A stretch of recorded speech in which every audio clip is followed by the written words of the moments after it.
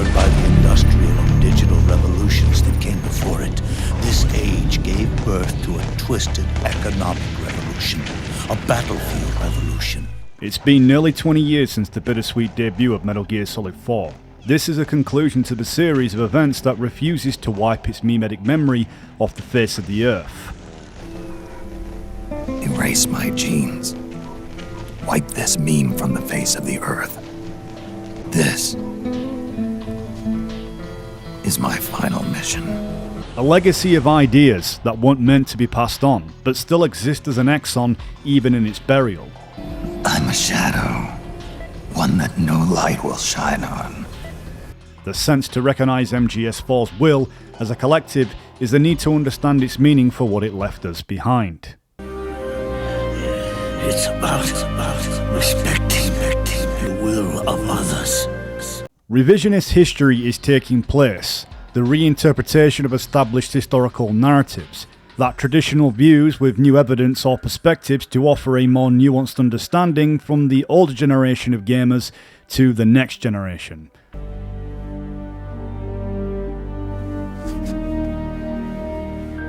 My son. Nothing changed about MGS4.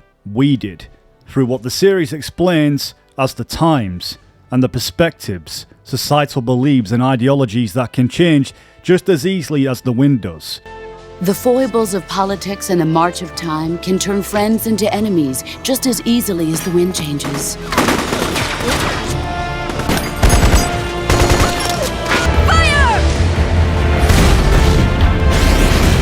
Old soldiers never die.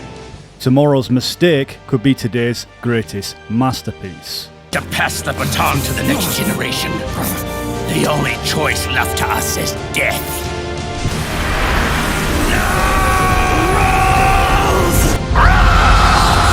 It's not over. Not yet. Enemies change along with the times, the flow of the ages. Show me what you've got, Snake. And we soldiers are forced to play along.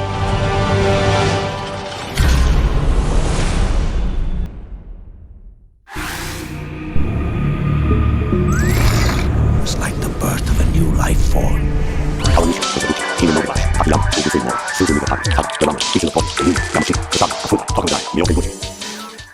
March 2005 is the moment everything sprang to life.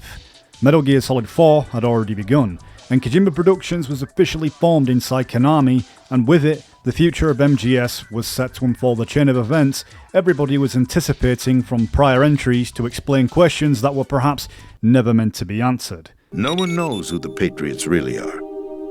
Even my instructions come from a cutout. All I've been told is that every key decision is made by a group of 12 men, known as the Wise Men's Committee. Kojima's success gained attention with Metal Gear, but his first breakthrough was Penguin Adventure in 1986. Tamed by the soul. But someone arranged for her escape. Yeah. Then came Snatcher in 1988, his cyberpunk visual novel, a world of machines very close to Blade Runner meets Metal Gear before Metal Gear existed. Games run a landscape mostly depending on gameplay mechanics opposed to interactive storytelling, expressing cinema through video games, which brought us Police Notes back in 1994. That pushed that even further.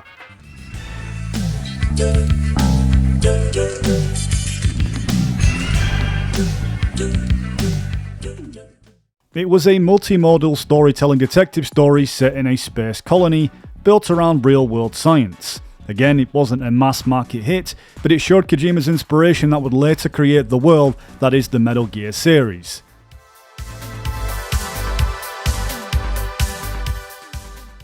Then Metal Gears on MSX flipped the entire genre on its head. While the dominated market of games were about killing everything on screen or platformers, Metal Gear was built around subversion and stealth espionage told through interactive text between characters, explaining thematics the series would later perfect with capable hardware. It was the primordial soup and evolutionary basis that gave us perfected codec systems and physics and mechanics, pushing the limits of realism with revolutionary quality of life features to make the ultimate Metal Gear. This technology will be the missing link between infantry and artillery. A kind of Metal Gear, if you will. And this magnificent Metal Gear will mark a revolutionary step forward in weapons development. Metal Gear. Then Metal Gear Solid in 1998 transformed those mechanics and merged them with storytelling to a whole new level, submitting MGS's mark in the universe that was an explosion too hard to ignore. It made history. Prior to MGS, full voice dialogue in major Western releases was rare, but it blended cinematic voice performances with gameplay so smoothly that it began to treat games as interactive movies. Unlike most PlayStation games in the Cosmos, MGS used real-time 3D graphics alongside harmonic soundtracks. It felt alive, within the technical limits of what the PS1 could offer. In the late 90s, a few games had only flirted with fourth wall tricks, such as Eternal Darkness. His fate was decided many centuries ago, as is the fate of this world. And games like Monkey Island and Earthbound. What made Metal Gear Solid different was that Kojima embedded metagame mechanics directly into the narrative for the player to directly interact with both the physical and virtual realms. Combined together, the best was yet to come. A virtual grunt of the digital age, that's just great. But realistic in every way. War is a video game. What better way to raise the ultimate soldier? Metal Gear Solid 2 Sons of Liberty was released around the time the PlayStation 2 was starting to really hit its peak. You could justifiably argue this was one of the titles that helped kickstart the console's mainstream popularity. Indeed, it was widely regarded as the PS2's first essential game, the first to receive truly widespread critical acclaim. The bait and switch in MGS2 is the deliberate marketing and narrative setup that promised players Solid Snake, only to replace him with Raiden, forcing the audience to confront their own expectations. The hero of Shadow Moses? So that's why you changed my code name. Right, but he can't be the Solid Snake. This is often what writers call unreliable narration, not in a narrative that cannot be fully trusted, if you will. The player questions whenever the story they're being told is real. Raiden, this is real, and that's why you won't wake up. But nothing seems real. Most of the hype surrounding this game was due predominantly to preference and nostalgia into sequels to satisfy the audience. Even if it didn't fully satisfy the public, it was a convenient truth that people had to make themselves feel better. They regulate the country's various interests through controlled presentation, staging a drama that is palatable to the general masses. MGS2 is a true postmodern experiment that replaced and fractured audiences' expectations and refused to offer any answers because uncertainty was the point.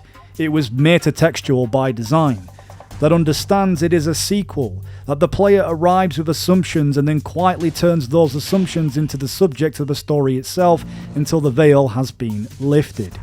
Okay. Does Rose exist? Don't be weird. She's your... What if I've never really met her? What?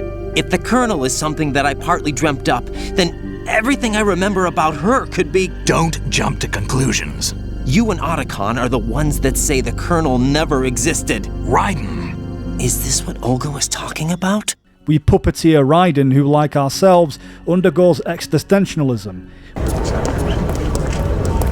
Who am I really? We shape his identity the way the Patriots control information, guiding him with the selective half-truths and scripted narratives, and manufactured context. You're being silly. What we propose to do is not to control content, but to create context. Create context? The digital society furthers human flaws and selectively rewards development of convenient half-truth. All of this brought some criticism as the tone shifted from heroic spy thriller to philosophical dissection of the digital society. The setting recycled Shadow Moses and abstract monologues, including Codex. Choose the mind detector. Identify yourself. Just call me Deep Throat. Deep Throat? You mean from Shadow Moses? Mr. X, then. For many fans in 2001, it didn't feel like the sequel they wanted. It felt like the series was turning away from them on purpose. And that's because it was. Kojima was attempting to hand the series over not just to another character, but the audience itself, to the next generation of interpretation, as the ending shows. But a large part of the fandom wanted more for a game that was designed to be left open. It's also linked to reader's response theory, where meaning is not fixed by the author itself, but completed by its audience. The creator deliberately withholds definitive truth, so us the viewer becomes a part of the work. Deciding what is real in MGS2's case is Kojima speaking through Snake. It doesn't matter if it was real or not. A declaration of postmodern ambiguity. Because MGS2 understands it is digital and constructed. Raiden, turn the game console off right now. What did you say? The mission is a failure. Cut the power right now. What's wrong with you? Don't worry, it's a game. It's a game just like usual. You'll ruin your eyes playing so close to the TV. What are you talking about? And it invites the player to decide whenever meaning comes from objective fact or from what we choose to believe and pass on. This draws directly from Richard Dawkins. The idea of memes are as inheritable units of culture, as we the quintessential Homo ludens. The Patriot's S3 plan is a controlled simulation suited to the audience, as that they don't evolve so much as they reproduce what already succeeded. Foxhound becomes Dead Cell, Big Boss is refracted into Solidus, and Mother Base is reborn as the Big Shell. Snake fades into a legend the player chases rather than a person that they are truly meant to be, as the game tells them to decide. It's a program that repeats the same patterns. The profound irony is in this message. Kojima built the same story to show the nature of cultural relevancy and the need for sequels' familiar structures that don't evolve as so much as they reproduce what already succeeded. Therefore, they become trapped within those limits and norms.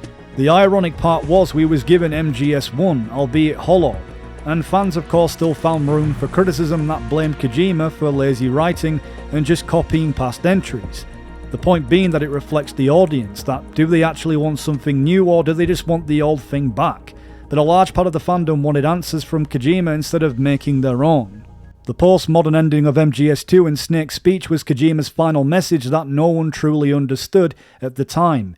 The strange irony is that the fandom resents becoming the byproduct rather than the thing itself. Raiden operates as an extension of the audience, creating a convenient truth to satisfy expectations instead of confronting inconvenient ones, guided by filtered information that people might latch onto into simplified or distorted readings of reality. In denial, you simply resort to looking for another, more convenient truth in order to make yourself feel better. Leaving behind in an instant the so-called truth you once embraced. Therefore, a lot of information can be taken out of context by those who control it. Information throughout the game, as we know, is delivered on a need-to-know basis, shaping our behaviours and thoughts, just like real life, and what the public ought to know. And when the players argue over what the game did wrong, I think they prove the game's point, preferring a reality shape to their own desires, and in that sense, the game was too early to be understood on its own terms. But whilst the cultural relevancy of its thematics matter more than ever, it's still not what people wanted answers for that led to Metal Gear Solid 4. Politics determine who you face on the battlefield, and politics are a living thing. They change along with the times. So Kojima made MGS3, the perfect prequel to round off the story. Kojima had plainly stated in interviews that this part of his decision came from the desire to balance what people complained about in MGS2, which was too opaque, making something that felt closer to classic storytelling and game pace. It's not over yet! There is no escape! We failed! Not good. Hold on tight!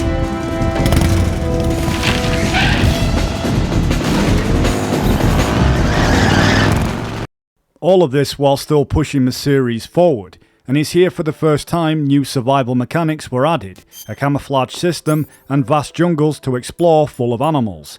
Metal Gear had now become more survival in its approach opposed to its straightforward espionage, appropriately taking us back to an era that defined the world of infiltration and spies, the Cold War. Snake Eater deliberately took a step back from postmodern elements to a more classical narrative structure. Your presence in enemy territory is already a violation of international conventions of warfare. There aren't supposed to be any American soldiers in Russia. It could spark an international incident. You can't let anyone see you. You can't let the enemy know you're there. This is a stealth mission. You're a ghost, Snake, in every sense of the word. It focuses on a tragic linear origin story where MGS3 shifts its deconstruction away from players and sequels and gladly merges classic movies like James Bond, not only into visual perspectives, but what is arguably the best soundtrack we've seen in the series.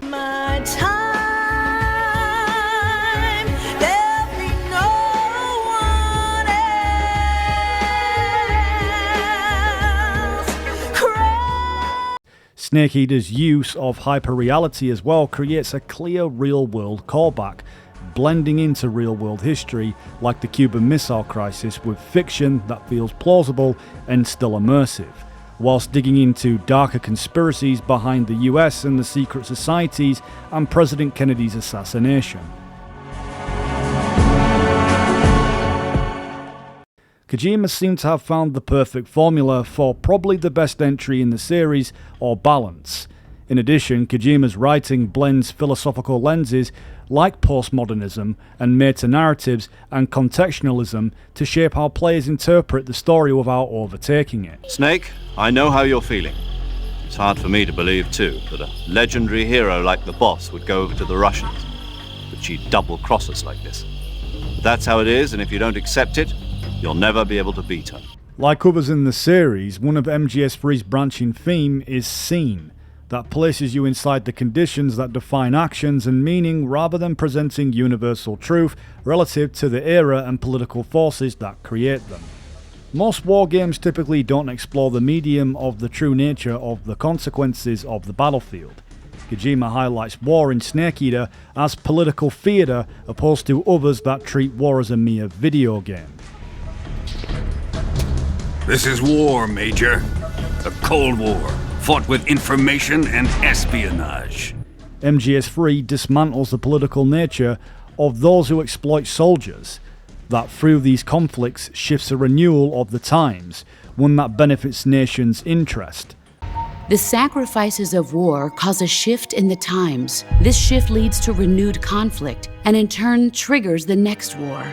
Like a nuclear chain reaction, each conflict sparks countless others, forming an endless spiral that will continue on for eternity. The true nature of patriotism is jaded, perhaps a facade to justify wrongdoings or false sense of valor with empty rewards with no true noble causes. And in that reflection, also brilliantly mirrors MGS2's themes behind information or those wielding the power to rewrite history, however it suits them to determine an era of convenient truths or outright lies. The boss's defection was a ruse set up by the US government. It was all a big drama staged by Washington so they could get their hands on the philosopher's legacy. Snake and the Boss's dynamic frames war as intimate and personal rather than heroic, something that the game criticizes over the series. Mentor and student, parent and child, forced onto opposite sides by the demands of the era they live in. Big Boss sits at the center of the stage. For years for fans, he only really existed as a myth, or rather a legend passed down through the MSX games and MGS1 and 2. With his arc further explained, seems to justify his reasoning to becoming the villain or anti-hero at the same time.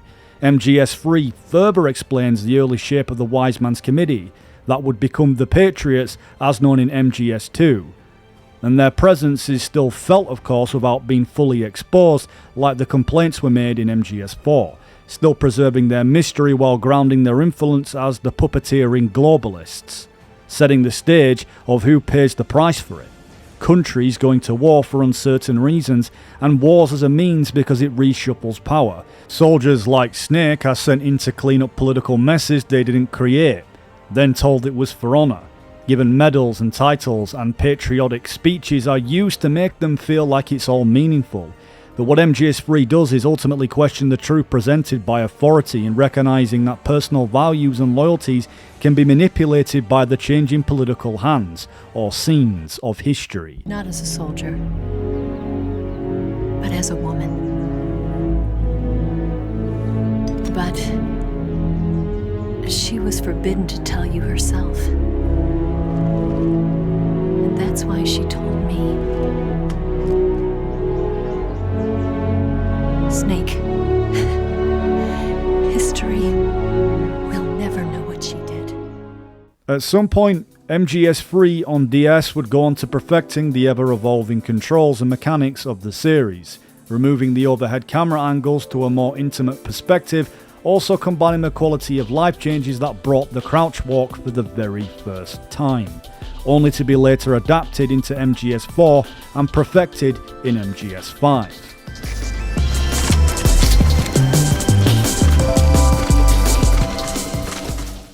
Everyone, this is PlayStation 3.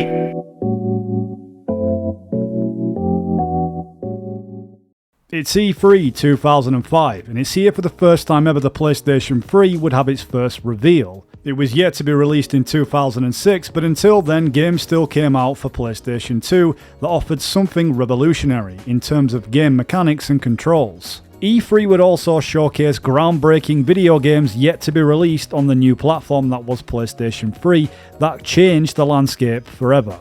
MGS4 was still in development, and the fans became accustomed to MGS3's subsistent Kojima's Director's Cut of one of the top games of 2004, and truly the ultimate edition that included 3 discs with a plethora of content. First-person shooters were becoming ever so popular overseas, and the camera angle in the original MGS3 was becoming outdated compared to other popular third-person shooters that lacked as much details and areas but had better quality of life features. Kojima and team needed new innovations if MGS was to stay relevant beyond its themes. And with this is Kojima's need to work around making groundbreaking games capable of keeping up with the times. As was the growth of multiplayer games in the mid to late 2000s, and so the path grew darker. The newly improved combat systems fueled the demand for an online mode. For the first time, we would see Metal Gear become a competitive space. The twisted irony is that Kojima created Metal Gear as an anti-war series where infiltration and avoiding killing was the entire point. Kojima was now making a mode where players could kill for sport forever in battles, a renewal, a shift of times if you will, but contradicting the series' morality, or rather highlighting it. He was trying to stay relevant as well though in the era of Halo 2, video games and the rise of console online multiplayer. But it's exactly the kind of thing that would have troubled him, commodifying war into entertainment, which is what MGS4 would later criticise, and with it, it functions as an allegoric simulation, reflecting a world saturated by war and media after the height of the war on terror and 9/11. 2 airplanes have crashed into the World Trade Center in an apparent terrorist attack on our country.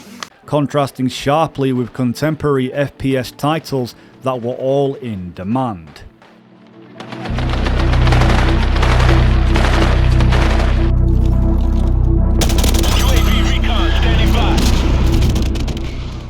Earlier MGS games were bridging the gap on that relevancy long before this oversaturation, a form of meta commentary to simulate how games teach players to think like soldiers. That's the way they want you to think, to remove you from the fear that goes with battle situations. War is a video game.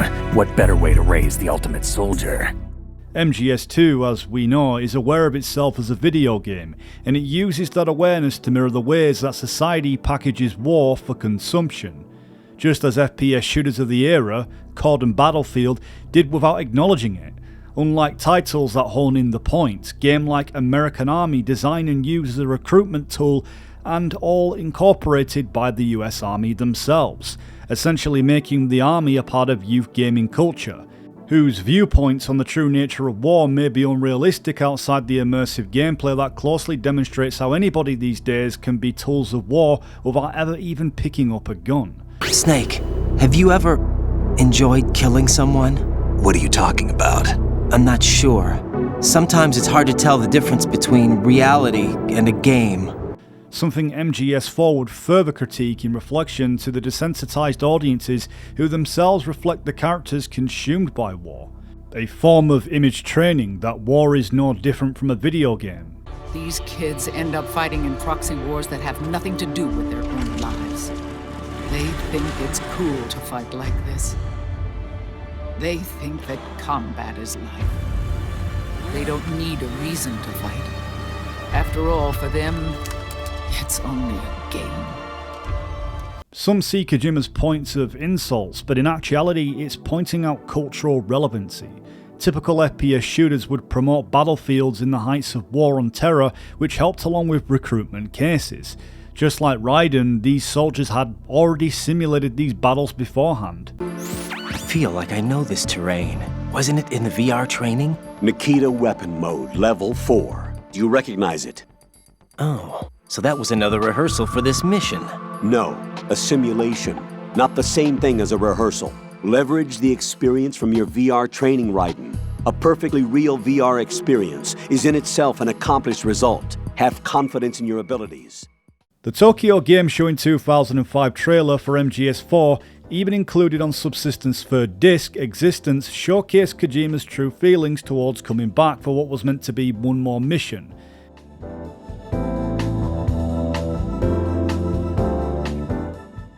Kojima's relationship with the Metal Gear series had become increasingly complicated ever since MGS1 raised stubborn expectations about what the series should be in the minds of his fanbase. You could say it was restricting his creative freedom and eventually forcing him to give in to the demands of the masses. In the teaser trailer was Kojima's way of expressing how he truly felt towards his audience and Konami. The trailer shows Naked Snake, representing Kojima, whose hiding place gets blown up with a text saying, "No place to hide." Essentially pointing to his inability to avoid making MGS4. He's chased into Kojima Productions where everyone's taking their seats on the production team, and as he tries to find a spot, but he keeps being too late, and when all the seats are full, the text reads, "No place for Hideo." He solves this by shooting everyone and taking his seat as designer, director and producer to applause.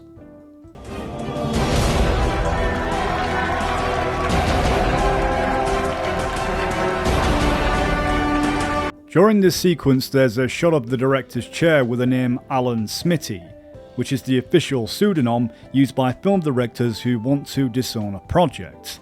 The teaser ends with Naked Snake taking off his mask to reveal he's actually Raiden, who winks at the camera and fans boo. Kojima hinting he never forgot the backlash towards MGS2 and his need to make Raiden appreciated. That he still remains loyal to that controversial decision, that he still believes MGS2 was the definitive ending, even as if he's been forced back to make a sequel that undermines it. There's no place for Hideo, nowhere for him to hide.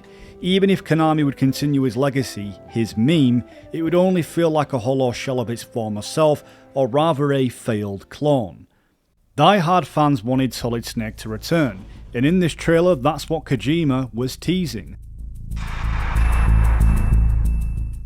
That, alongside the continuation of the series, he so wanted to end. By 2005 to 2006, it became increasingly hard to ignore that for Metal Gear to truly feel like Metal Gear, the writer, designer and director needed to be one person extraordinary enough to manage a metaphorical nation at Kojima Productions. Despite Kojima's repeated attempts to distance himself from Metal Gear, it seems the series proved incapable of sustaining itself without his direct involvement.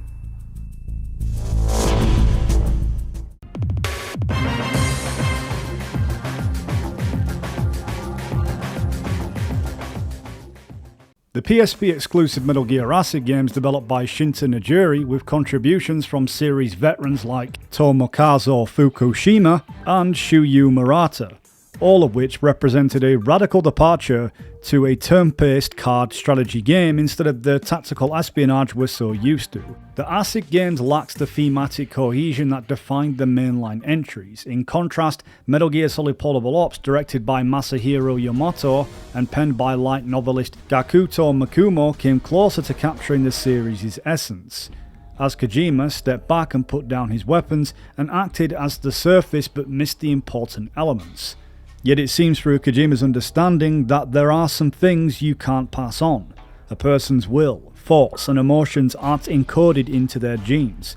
They aren't a part of memes either. In removing genes and memes, you're left with sense, the theme that MGS4 represents, and perhaps Kojima's personal manifesto encoded into the virtual gravestone of the series itself. It's like a graveyard in here. Protocol. Can you do it? Leave it to me.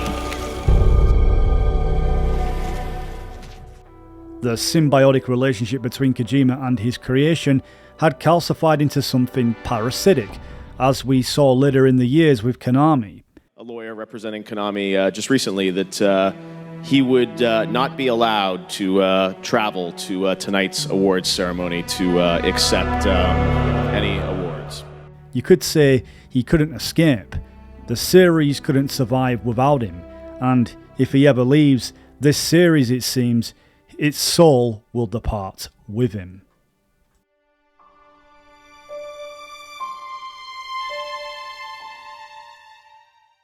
Even after delivering cinematic masterpieces like Metal Gear Solid 1, partly credited to phantoms like Fukushima, and his major contributions to the story and script, credits also go to people like Jemery Blonstein for his adaptation to Western audiences.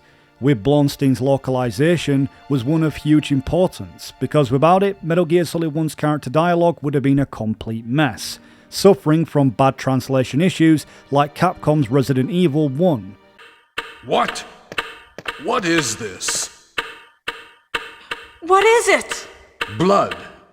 Blonstein could feel how hollow or corny it was in English, and to keep this same emotional impact across all cultures, Kojima had to have the script to be reshaped to better suit character interactions.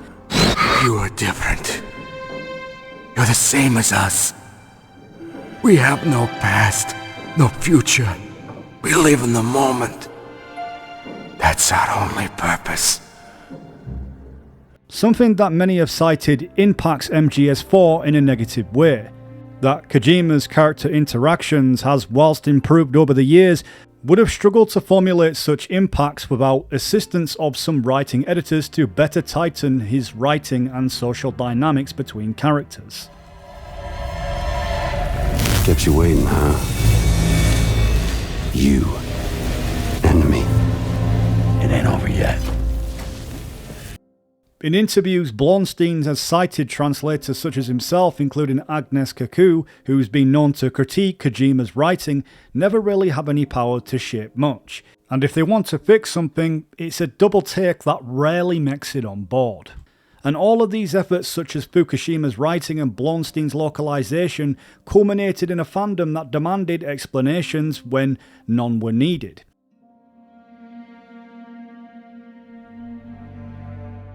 But some people have pointed out with their departures, it's removed something from the series as a whole. The blame fell firmly on Kojima. The death threat sparked motivation to put an end to what he started.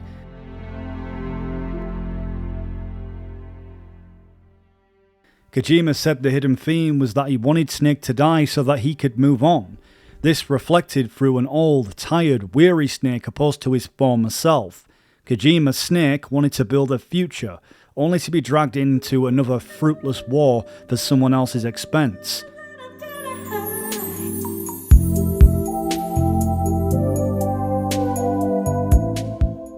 Kojima was just an old killer, hired to do some wet work. I'm just an old killer, hired to do some wet work. Kojima's need to finish the game meant cutting the only link that started the series together. It was Kojima's final mission, and it was also Snake's, no longer chained to the fans' expectations. Actually, I've been saying this, that it's going to be my last Metal Gear since MGS2. This is my final mission. And what I could say about how I participate in the future of MGS is that this will be the grand finale of the saga of Solid Snake. And by a miracle, I managed to end all the storylines and plots all together, and it's a great wrap. So in that sense, there will be no future stories of Solid Snake. Snake, what's wrong? Answer me, please! Snake? Snake! Turn the game console off right now. The mission is a failure. Cut the power right now.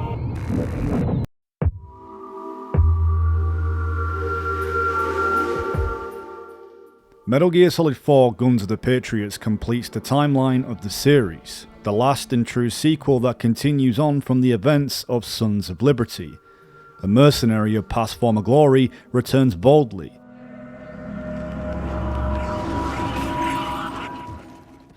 Though weathered and rapidly aging, remains determined to complete one more mission, one that brings the bygone eras into full circle.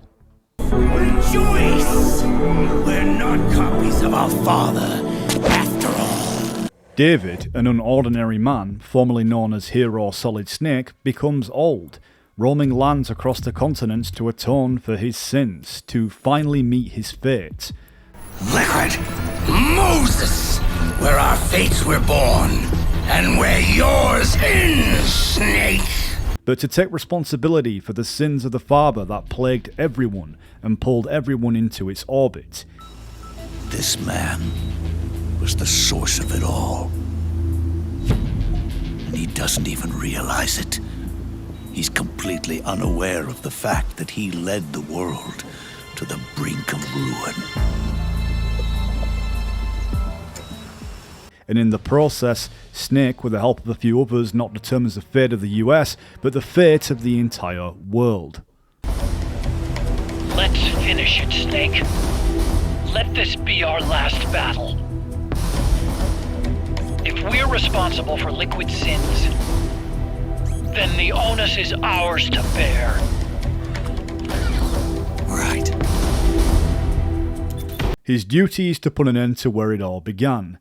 A will to collectively respect others, sadly misinterpreted, that would go on to imprison and enslave humanity's consciousness and independent thinking into an artificial corpus, one designed to strip free will and serve humanity a new form of servitude. We are formless. We are the very discipline and morality that Americans invoke so often. How can anyone hope to eliminate us? As long as this nation exists, so will we. The Patriots, one dependent on Big Boss's former dream, is a place where battle doesn't need a reason to exist. Neither do nations, as before such great wars tied behind flags had a noble just cause. It becomes a business commodity, one free from morals and ideologies. Private militaries, or rather PMCs, operate under this system of control, a new norm to the dystopia that has become the joy of battle. Under this Orwellian regime brings war into the economy, into the equation, one accessible with the right points. PMCs have no basis in nations or ideologies. They are private enterprises, driven by profit. In addition to dispatching mercenaries to war zones, they secure weapons and train local soldiers. They're contractors for war itself, and business is good.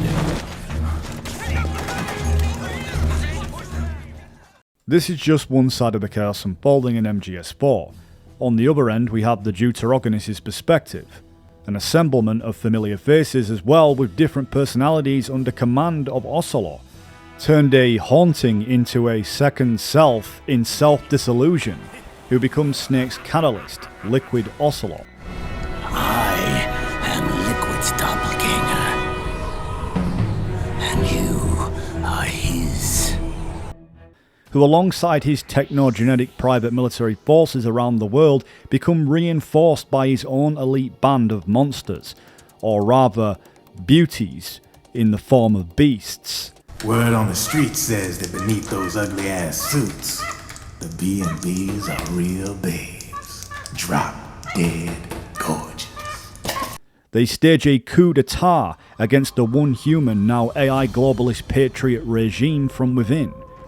And we see form over time a asymmetric alliance, one that Snake doesn't notice at the time. I stopped you. Why would I want to do that? This is just as I'd hoped things would end. Whilst enlisting gun launderers like Drebin as strictly associates with no obligations, neither enemy or friends. Who are you? Neither enemy nor friend. Neither enemy nor friend. MGS4 becomes a digitized cyber-futurist theatre of endless conflict that acts as its own technological singularity, an accelerating system where war and information and AI intertwine in this age, yet the singularity remains metaphorical, never really crossing into sci-fi fantasy.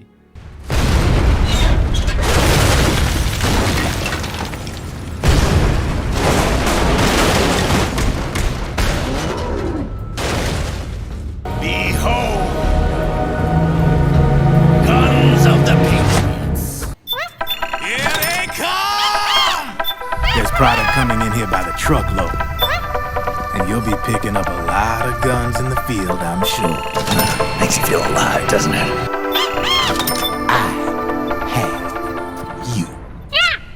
One of the heavily debated manners of MGS4 comes within its weapons system that no longer relies on procurement on site, but rather a system designed to gather and later unlock ID-controlled weapons for tactical choice. And perhaps a deliberate choice to reinforce the game's commentary on war seems to fit not only on the relevancy of that era of contemporary shooters, but deliberately caters to the audience's demand, elevating the medium by reflecting how the abundance of customizable weapons mirrors players' assertions of self-defense, turning the act of modification into a form of personal expression, much like shaping one's own interest in the world.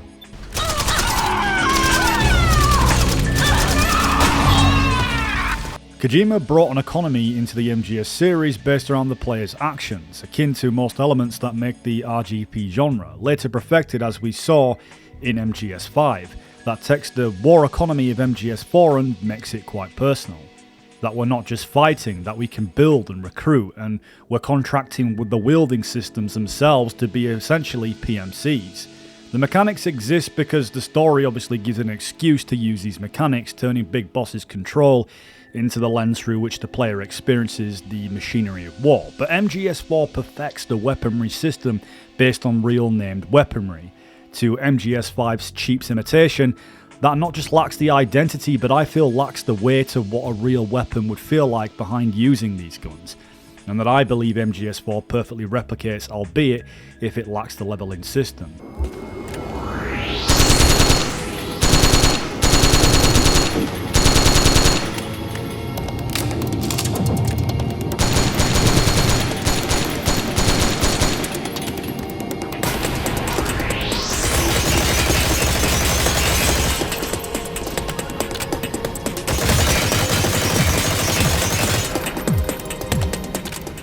MGS5 takes the best of MGS4's customization system, where you can pretty much customize every element of the weapon, far more so than you can on MGS4. Apart from guns not being titled correctly and lacking true appearances in certain models unless you use mods, there is a great selection to choose from, but physics and mechanics wise, the gun system on MGS4 captures battle dynamics far much better, and in my opinion way surpasses MGS5. You can just tell that the level of quality at Kojima Productions at the time really took weaponry far much more seriously.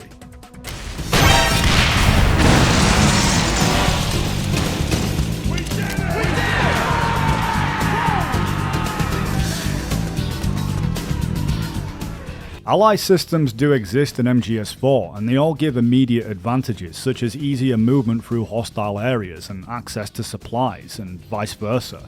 But it doesn't change the global war economy, and Drebin's prices and discounts, and weapon payouts. They're all scripted to reflect the combat intensity around the story. As the fighting in any given area becomes increasingly intense and prolonged, the war price goes up. No doubt Drebin's rates are linked to that war price. The longer and bloodier a battle becomes, the higher service prices are going to get. To put it another way, the quieter things are, the better the bargains. The system does mirror real-world economics in principle, but it's definitely programmed in certain areas. I tried it out and nothing changes and nothing fluctuates depending how high and low the battle situation is. And it just seems fixed, almost like just as the Patriots wish. Yet, with that, MGS4 doesn't lose its pacifist approach. In the midst of death, it places non-lethal methods to challenge the status quo of regular video games at the time, whilst keeping the fundamentals of stealth espionage as it always did, but this time incorporating elements of MGS3 in the beloved hand-to-hand combat we know as CQC. allowing for close-quarter situations to return in a way familiar yet unique, adding more variation to what was once so familiar, now adjusted to separate the identities between Big Boss and Solid Snake. Like Kojima found a way to evolve from his prequel and extend its features into plausible narrative elements that work to bridge the gap between storytelling and gameplay in MGS4.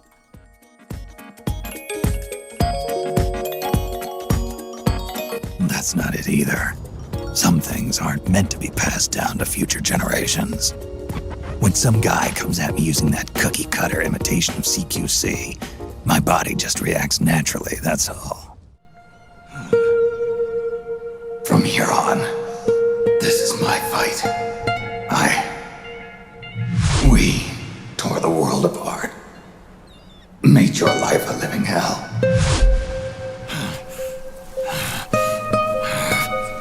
It's not over yet.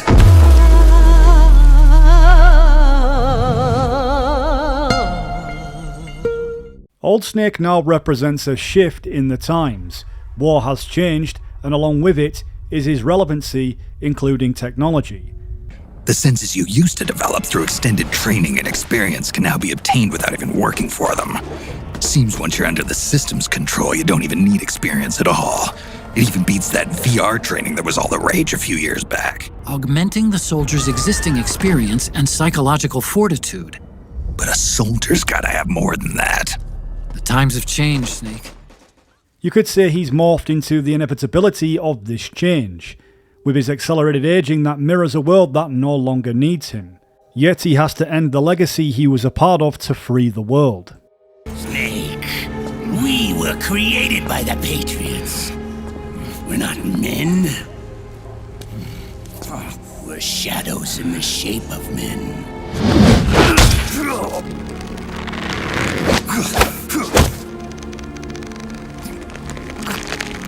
We're freaks who never should have existed. He goes from his inspiring philanthropy in MGS2 Sons of Liberty to such a dejected, apathetic state. And this shows that Kojima was never really subtle about it, but Old Snake is clearly a reflection of Hideo Kojima himself. Snake is apathetic because Kojima is apathetic, and that he's abandoned his philosophical idealism because Kojima, at least with Metal Gear, had done the same. Nearly every defining trait of Old Snake clearly maps Kojima's state of mind at the time. Snake's desire to get it over with and die in peace mirrors Kojima's own wish to end the series cleanly and move on without constraint.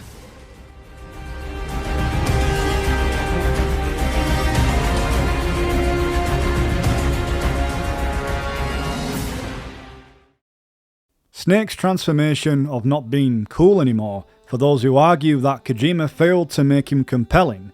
Kojima emphasized early that Snake would be sneaking through a war that he doesn't care about. The side A versus B structure where Snake is an unseen force is the thing we see with Octo Camo that disguises and reinforces that neutrality, that the player doesn't take a side, instead they blend in. And it almost seems fitting when you think of Kojima not being able to escape fans' expectations or demands, so you could say maybe he adapted camouflaging himself within whatever surrounded him. Even the westernization of the game itself fits this logic. Snake's sudden embrace of knives and CQCs follows the same pattern. That this isn't the Snake of MGS2 that people expected, and maybe that was the point. War has changed, and therefore so has Snake. What happened to your face?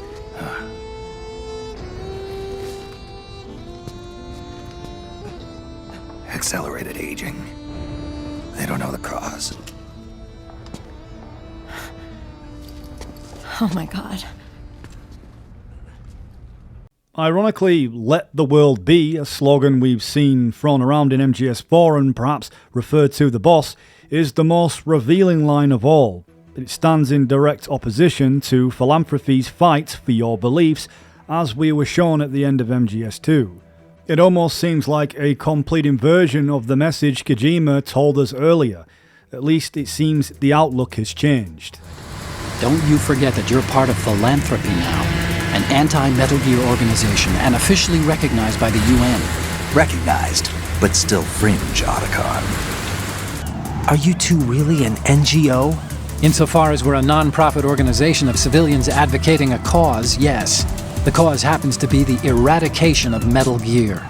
Still, the notion that something changed with Snake's beliefs partly by the small gated community fandoms is a misinterpretation yet again. Snake and Otacon still fight for a future. It was never to change the world, but instead doing the best to leave anything good behind for later generations. It reinforces their philosophy and philanthropy since MGS2. And it even extends further because they wish to liberate the world from systems suppressing the will of others. We need to remember, to spread the word, to fight for change, and that's what keeps me alive. Interestingly, a newly added mechanic makes Snake's psyche meter that responds in the climate around him and social situations. I can't pull the trigger. Really? That's weird. There you see? No problem. But from where I'm sitting, old Smithee seems a little more appropriate. Old, huh? 3 months at the most. 3 months?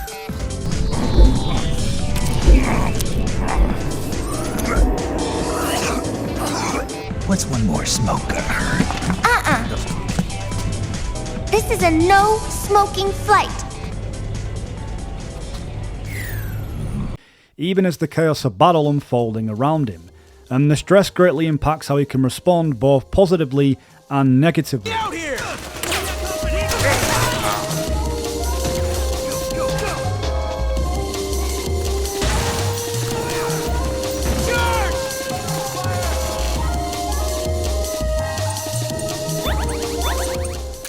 We saw this way back in MGS4, but it was usually just used to refill your stamina. But now, interestingly, this gives Snake more of a human side, opposed to just a creation clone for war and void of any feelings. And we understand that since Metal Gear Solid 1, Snake had been suffering from forms of PTSD way back then. Naomi, please talk to me. Say something to take my mind off the pain. What can I say? Anything. I'm not a very good talker. Please. This newly added mechanic seems fitting for a guy who's coming of age, who's probably going to be questioning his mortality at every step. Am I going to die? Everyone dies. You can't stop it. You can't run away from it. MGS4 extends into mental health from the physical implications of war. This even extends deeper into psychological warfare.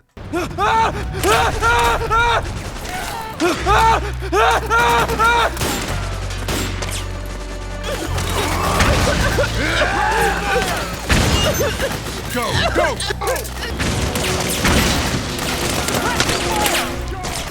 And Kojima adds this shell shock into the game's subjects, whilst using nanomachines to regulate emotions that other entries in the series have only hinted at. The puppet master's control of information or propaganda, of by therefore controlling the battlefield just as we do, acting as somewhat of a patriot.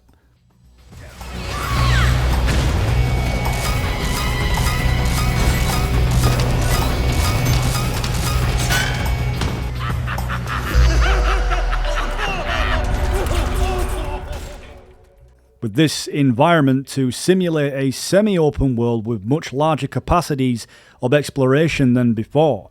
Each one of them perfectly capture the setting, raising the bar of immersion that makes you feel it opposed to just seeing.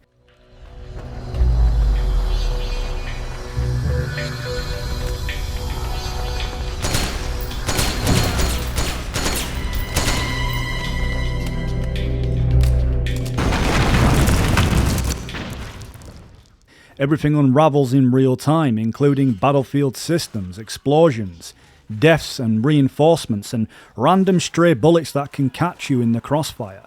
MGS4 took a world and it brought it to life in a way that we have never seen. Something its successor, apart from Ground Zeroes, failed to do in its empty open world, the Phantom Pain.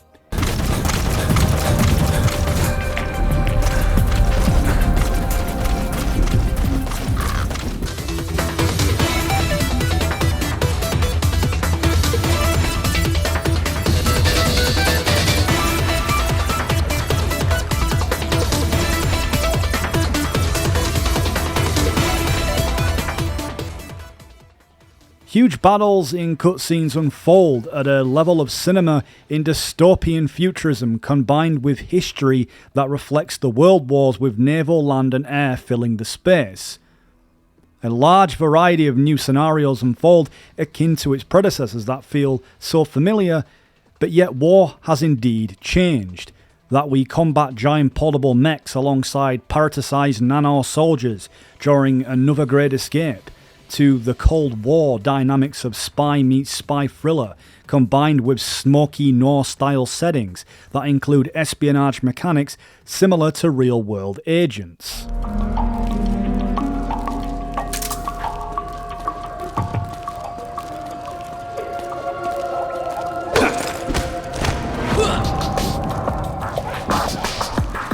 Along the way, Snake, or the player, will confront a combination of the Patriots AI's past entries, in both events and characteristics, repurposed albeit in a mechanical robotic cocoon, so to speak, from before, metamorphosizing into something more beautiful and natural in practice. The Beauty and the Beast unit exposes that deeper tension between intention and execution that Kojima framed the unit around psychological warfare.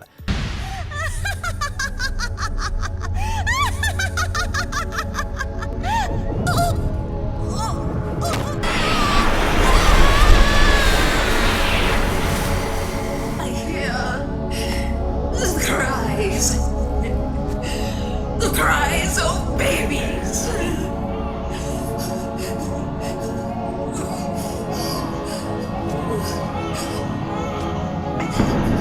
Stop it! Stop crying! Please! Please stop crying!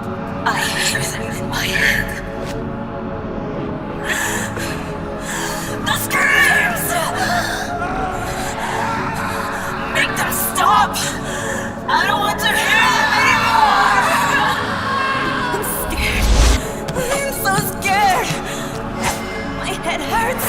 It hurts. I'm sorry. Have mercy. Let me out of here! I can't breathe! The collision of the alluring and the grotesque. And the name itself spells it out. Layered on top of this is nostalgia, of course, but the names alone, laughing, crying and raging and screaming, are all echoes of the Cobra unit's emotional traumas. And their animal motifs pull directly from Foxhound, Octopus, Wolf, Raven, Mantis. The homage is clearly deliberate, and it's repetition of the programming. As Big Boss says, they are just simply a program. All they can do is repeat past events from all the data they've collected from previous events.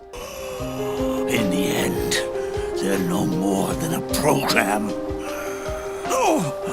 All they can do is repeat the same pattern over and over again. That's why MGS4 is so obsessed with its own past, and the bosses being no exception. The unit is defined less by what it expresses and more by what it withholds.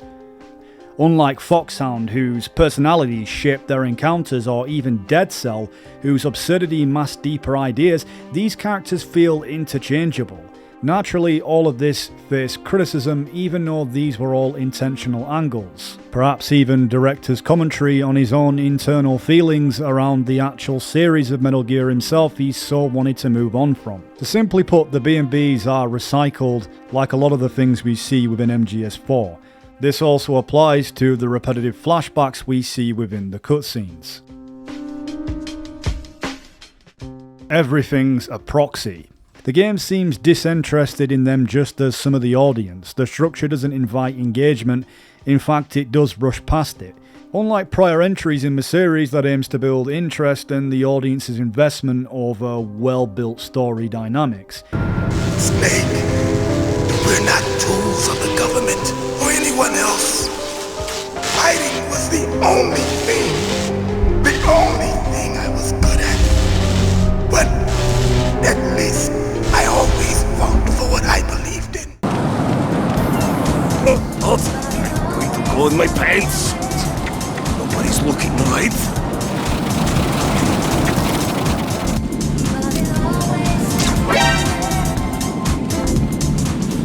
MGS has many hilarious moments, usually in the codex and sometimes in the cutscenes that can reference both, out of the game in its fourth wall breaking moments and just between the characters themselves, some better than others, that don't just rely on Kojima's scatological humour and, well, feet. Good job. MGS4 tends to have a bad habit of over-sexualization, and it becomes harder to ignore when prior Metal Gear games in the series no doubt had it, but in all of its subtleness. MGS4 just seems to look for an excuse to put it in every single angle you look. Minutes and 12 seconds. Right. In 15 hours, it's going to be over the Bering Sea. 494 nautical miles from the Bering Strait.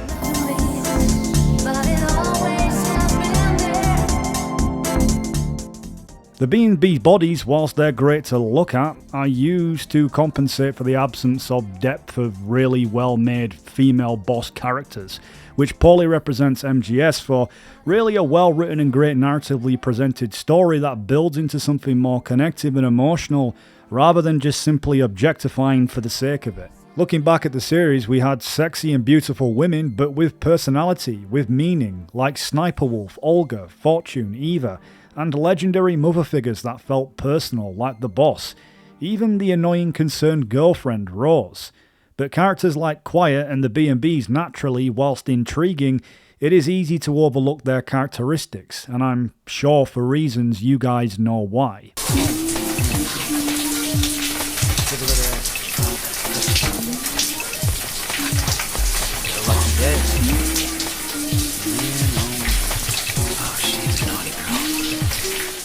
Kojima saw Metal Gear Solid 4 as a Sony exclusive, not by accident but by design.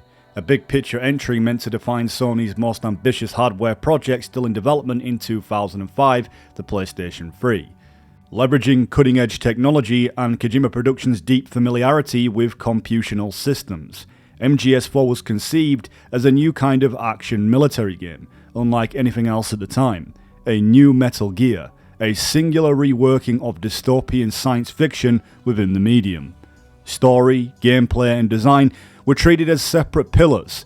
They were meant to converge, each reinforcing the same unifying subject: 21st century society and its relationship with technology. MGS4 aimed to be the ultimate game, not only as a closing chapter to the Metal Gear saga, but as a reflection of life in the present age era trapped within persistent universal warfare. This time, however, war had no borders. The game emerges from a specific historical moment, the height of the US's cultural hegemony, shaped by neoconservative and neoliberal doctrines, forged in the aftermath of the so-called War on Terror. In this new century, the industrial age paradigm of nation-state warfare begins to give way slowly but unmistakably to a post-industrial world of borderless economies, privatized forces, and proliferating technologies. Ironically, the doctrine of creating a cleaner, safer battlefield cleared the way for low-intensity conflict and the global rise of PMCs, forces like Blackwater being the most visible example. The company formerly known as Blackwater will always be linked to the first decade of the so-called War on Terror. And it should, because it made billions of dollars off it. Blackwater was essentially a private army, a company founded by a right-wing former Navy SEAL Eric Prince, who made a lot of money providing mercenaries to the US government. The invasion of Iraq was a gravy train for Blackwater. This is exactly what MGS4 reflects. Many private military companies across the world are all in battlefield conflicts in the name of profits, as well as taking government contracts to handle battlefield situations for no just cause. They're in the Americas, Asia, the South Pacific, Europe, Africa, the Middle East. The rise of the PMC has spawned a war by proxy, and it's spreading across the globe. And because a lot of these wars are localized and labeled low intensity, means they are able to burn indefinitely. One conflict bleeds into the next, spreading across continents like a chain reaction, each war igniting another through profit. fundamentally for proxy interest or deliberate destabilization. The land and its people have been ravaged and exhausted by years of constant warfare. With food scarce and the economy near collapse, the country's barely being kept afloat by aid from developed nations. And despite all that, the current regime is still hiring PMCs to put down the anti-government militia, or terrorists as they call them. MGS4 is a commentary on this condition, on the rapid shifts that had taken place in the 4 years since Metal Gear Solid 2, the last time that Kojima had directly addressed modern society. But there is a fundamental problem for all of its timely ambition and conceptual depth and technical achievement. Metal Gear Solid 4 is a game that arguably should have never existed in the first place.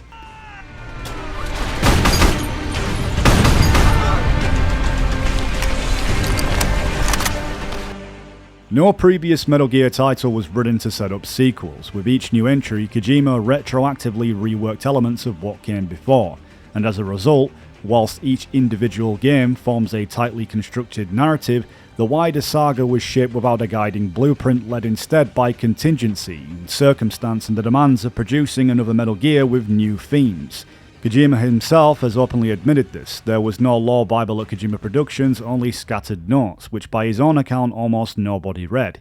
Each game was written fresh, driven by whatever idea preoccupied him at the time, with just enough respect paid to past entries to preserve the illusion of continuity. The series' lingering mysteries and half-revealed lore fragments and unresolved threads were never meant to culminate into an exhaustive, explanatory or grand unified payoffs. And yet, MGS4 attempts exactly that. Perhaps this was an act of liberation, an effort to free the series from its own origins, to finally satisfy expectations that accumulated since Metal Gear Solid 4 debuted in 1998. The place every missing puzzle to unite the entire saga into a single, coherent narrative. An impossible goal one Kojima Productions nonetheless attempted to tackle as a farewell to the fans and as a closing gesture of gratitude. And whilst very unusual and clearly out of character, is one that justifiably allowed these characters in the series to die or rest. It's a notion that Metal Gear Solid 4 makes clear in the closing of the series.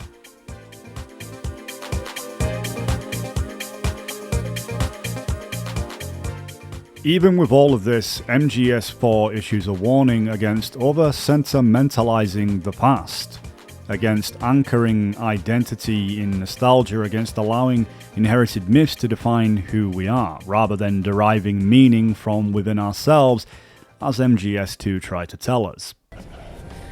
From now on, I'm living my life by my own will.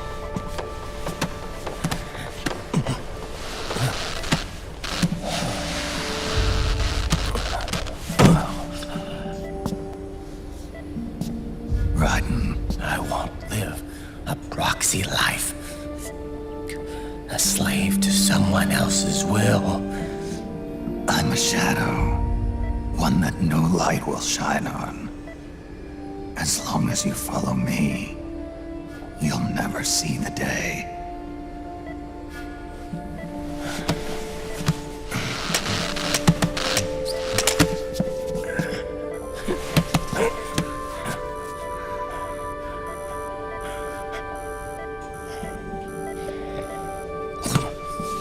You and I are both just pawns in this proxy war. But once this is over, we will have our freedom. The ambition is undeniable. Whilst previous entries followed a relatively contained sequence of events, MGS4 expands outward, global in scope, open-ended in its core gameplay. Yet the very ambition would make it the most misunderstood entry in the series. Here Kojima pioneers a more radical form of medium-specific storytelling. For the first time, narrative becomes inseparable from game design, and game design in turn shapes how the story is framed and perceived, such as the atmosphere, mechanics and pacing and structure are all saturated within the game's thematic concerns. That this is not a story told through gameplay, it's a story expressed by it. What MGS4 ultimately attempts is a fusion between fan expectations for more of the same and Kojima's desire to do something fundamentally different. A collision between legacy and evolution, and between repetition and exhaustion, but ultimately at the end of it all, closure. You are nobody's tool now. No one's toy. You are no longer a prisoner of fate.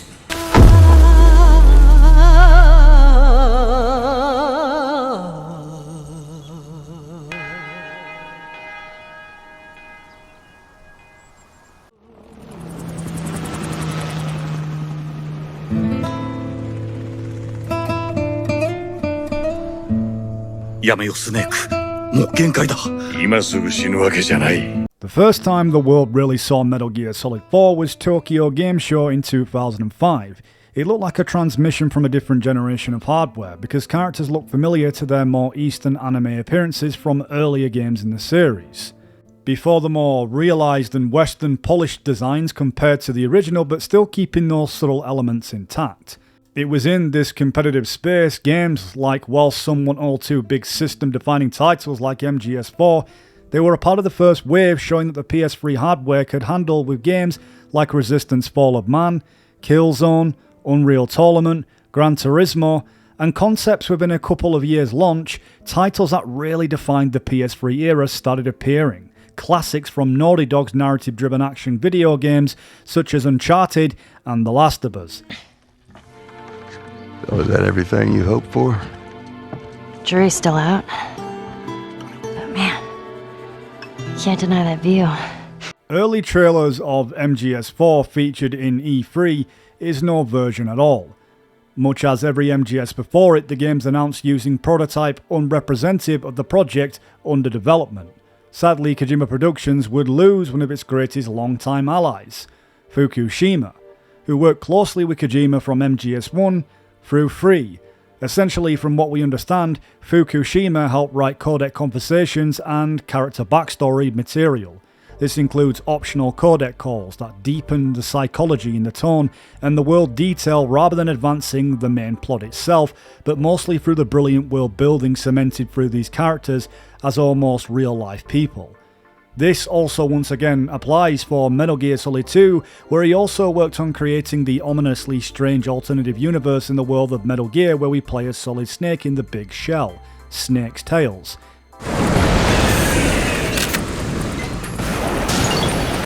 Fukushima again focused on codec writing, internal monologues and character arcs in MGS3, one of the best games to establish radio calls in the series.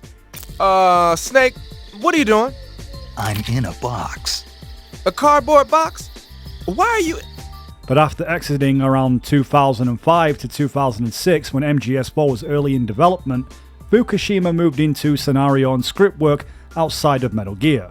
The lack of his presence, as some have noticed, feels almost like a metaphorical limb missing from Kojima Productions, and with it, the essence that critiques hegemony and anti-imperialist sentiments. To some, the series became less grounded in real-world political commentary and more abstract, yet these notions come to speculative outlooks opposed to objectively confirmed reports. These such themes in MGS4 do still exist without Fukushima's input. The imperialistic control extends through the Patriots' hegemony under these US systems. The Patriots are America, the world's greatest military power. They are the war economy, which makes you and me just cogs in a much grander schematic. With Fukushima gone, Murata remained a part of MGS4, and he contributed to MGS2 through supplementary scenario text and planning material, then became more visible in MGS3 where he co-wrote the game and directed Guy Savage, and by MGS4, Murata was co-director and writer, serving as a main creative force, contributing to the script, scenario and directing alongside Kojima.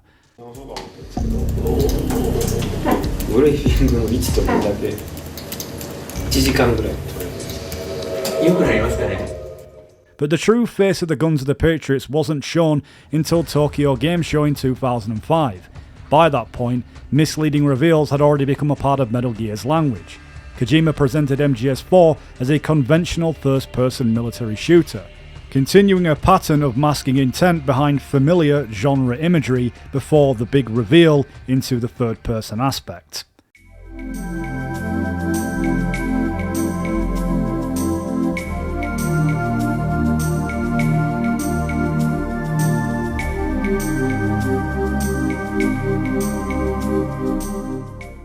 In 2008, a technical presentation focused on MGS4's development in Soft Image XSI, a supposed collaboration with Ubisoft under the title Assassin's Solid. The implication wasn't just a crossover game, but the inclusion of the Assassin's Creed outfit inside MGS4. Even the reveal of the cosmetic content was framed through some misdirection. But these moments align with Kojima's original mechanical goals. MGS4 was conceived with broader traversal and greater environmental freedom. Urban movement, verticality, and player-driven navigation were all planned, but scaled back of course due to PlayStation 3 hardware and constraints. Kojima Productions had already pushed the technical development of MGS4 to its limits, or rather the PlayStation 3 Cell broadband engine processor, which was unlike anything on the market. For the sheer scale of MGS4 is showcased within its mandatory installation loading screens before playing. And of course, this wasn't something common with most PS3 games at the time, this being something necessary opposed to Kojima's weird and wonderful ideas which fit with the fourth wall breaking nature, as the game itself implies the user to consider looking after their own health just as they do Snake in the game. Genius.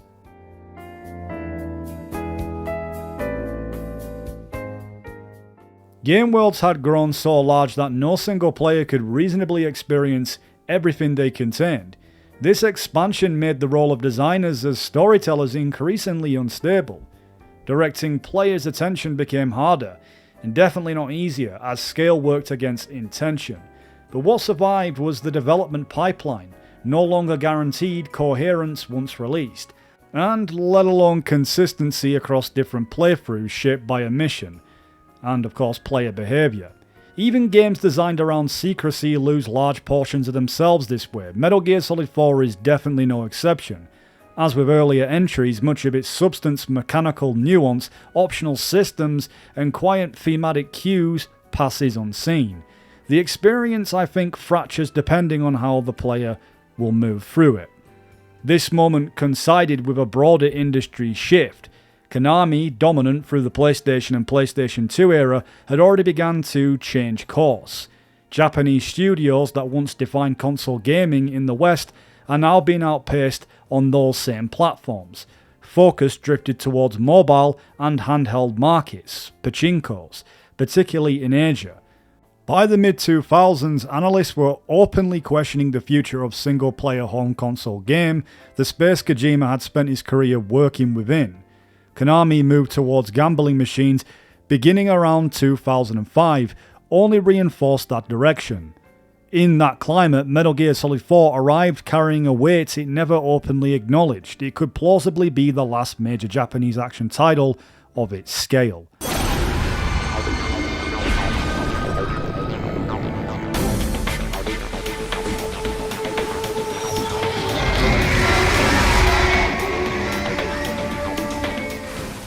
For Kojima Productions, the project landed on contraction, not expansion, a release shaped by closing doors rather than potential new ones. Yet the picture wasn't absolutely bleak. In 2007, Platinum Games was formed, offering proof that Japanese action games still had a future, even if the future would look different. The times had changed, and along with it, so had gaming.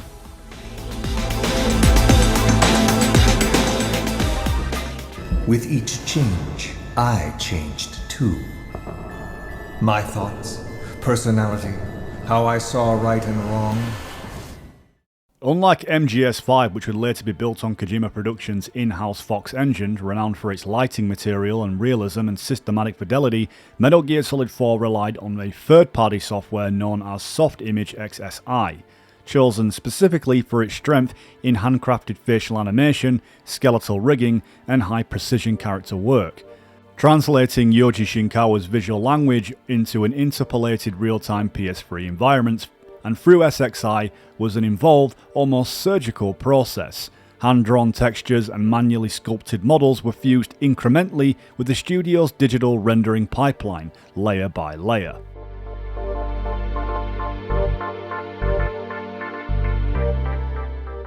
That ambition extended far beyond polygon counts. Separate systems governed facial animation and lip sync.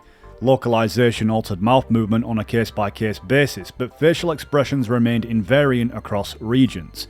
Emotion, not language, became the constant. Kojima Productions treated facial animations as a universal grammar, legible across cultures. To achieve this, they built proprietary tools inside Soft Image XSI, automating early processing and enabling fine-grained control over expressive detail. Face model data was prepared so the system could identify optimal bone placement automatically. Preset parameters allowed animators to generate expressions such as anger, laughter, and fatigue without sacrificing the nuance. All of this was designed explicitly around the PlayStation 3's architecture. Parallelism defined the workflow. High quality at low resolution became the governing principle. Extremely high resolution models were down-mapped, layered, and filtered to strip processing load while preserving surface fidelity. Compression, inevitability costs detail, but Kojima Productions mitigated loss through systems, wide through discipline, optimal data flow.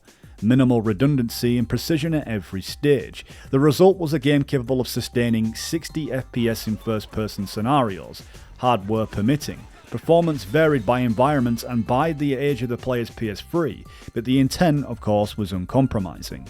Within this specialised production environment marked by aggressive project management and technical exactitude, MGS4 emerged as something unprecedented. Conceived in 2005, it was delivered nearly 9 hours of real-time rendered cinematics. And of course this entered the record books as the longest cinematic game ever made. Gameplay was often overshadowed by sheer authored spectacle, yet even more than a decade later, MGS4 remains one of the most extreme uses of real-time rendering ever attempted. It closed the historical loop. Metal Gear Solid in 1998 helped cement real-time 3D cinematics as a console standard, but MGS4 brought that era to its endpoint.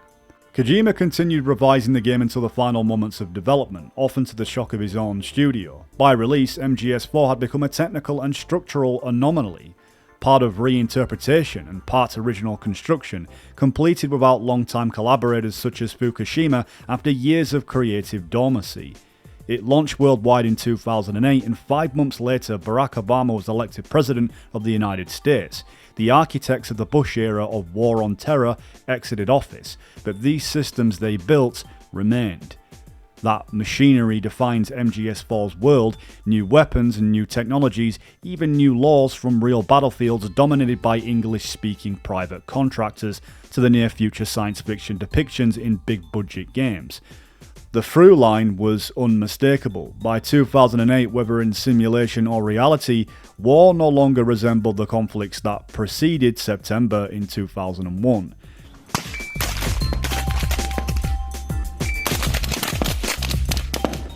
The United States had entered sustained combat operations not only in Iraq and Afghanistan, but across the globe. During the Iraq War, Praying Mantis contracted with the US government to send large numbers of its soldiers into combat zones, which is why the local regime opted to hire Praying Mantis, a UK-based company, and not their regular army to fight the rebels for them. They were buying their experience.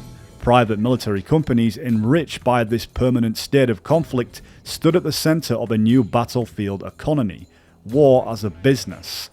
Since the Gulf War, the defining shift that had been the so-called revolution in military affairs, MGS4 absorbed that history and extrapolated forward. A war without end, a war without borders, a system engineered to perpetuate itself.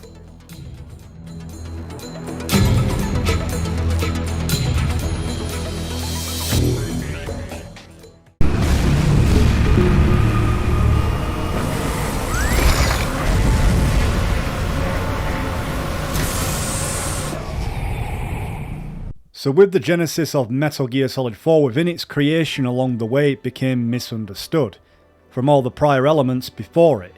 It mostly followed the commandments but struggled to remain faithful in areas.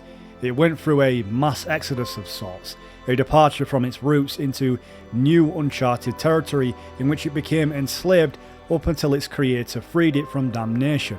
Free from Fox Die. Free from the system. Free from ID control.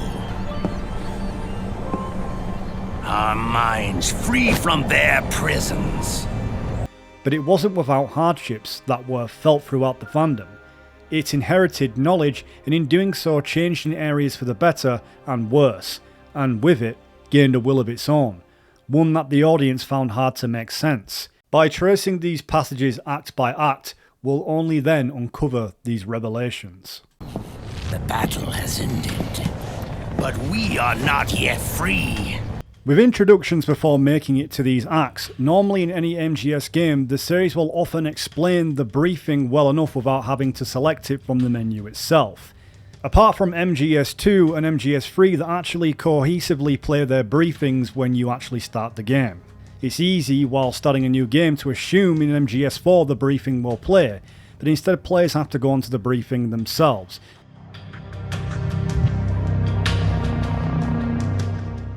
Unlike others in the series, MGS4 fails to explain the key details behind the world, so it's easy to get lost in translation until discovering the whole meaning of the mission later on, and it doesn't even help with the lack of codex. Liquid is lying in wait in a Middle Eastern war zone.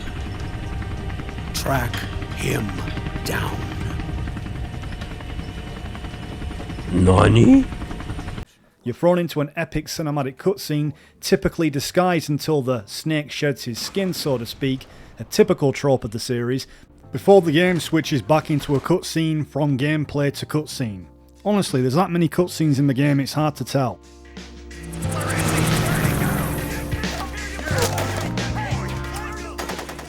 It feels the placements are wrong. Perhaps Kojima Productions realised how long these scenes were and they didn't want to break immersion and made the briefing separate opposed to blending it neatly into the game like the rest in the series. And this time, between all 5 acts, there's a briefing for every single one of them.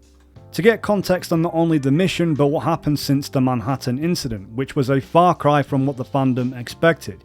Instead of it being Snake and Otacon in philanthropic activities outside of the Patriot's control, once again Colonel Campbell pulls Snake out of retirement home to move through an active war zone fueled by the war economy and serviced by PMCs, all to assassinate Liquid Ocelot, who's undermining the Patriot's control of the global war system.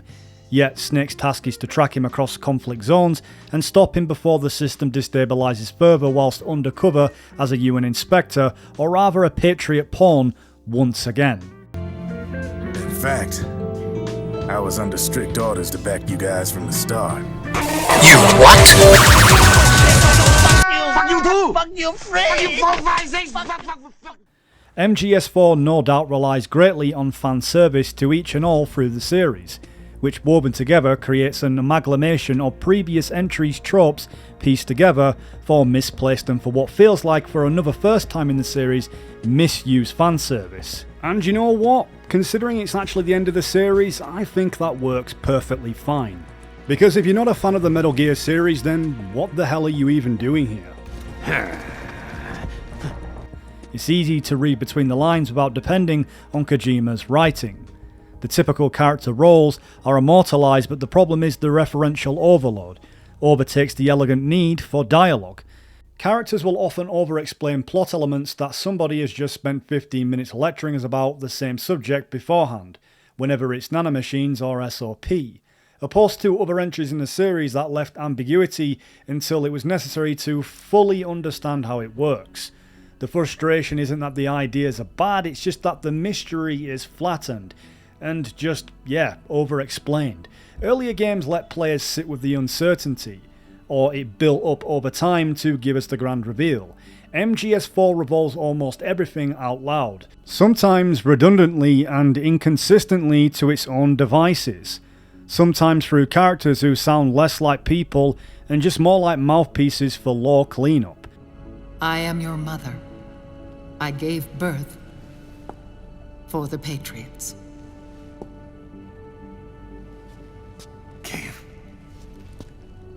Birth. For example, ID-tagged weapons. Merrill explains, in the decade since the last game, the world has seen almost every military weapon in the world get logged into the SOP system. That locks soldiers out in per-user basis, and PMCs are plugged into the system. Yet the contradiction lies in when Campbell explains that every small uprising with its own political agendas, including terrorists, is using PMCs to do so. Yet both sides of these conflicts, fighting each other, are supposed to be plugged into this SOP system. But whenever that seems to be the case is debatable, since as far as the game is concerned, it's only the PMC weapons that have been locked. Yet it's safe to assume that some weapons pre-SOP were brought into conflict zones. Nice and meal, easy on the heart, good, filling, has a nice taste to it. These guys are crazy. What are they staring at that pile of seaweed for? The opening advertisements of Metal Gear Solid 4 feels like one of the least discussed elements of the game, a true black mirror, despite being one of its most revealing components. Before the player ever takes control, the screen becomes a television every time.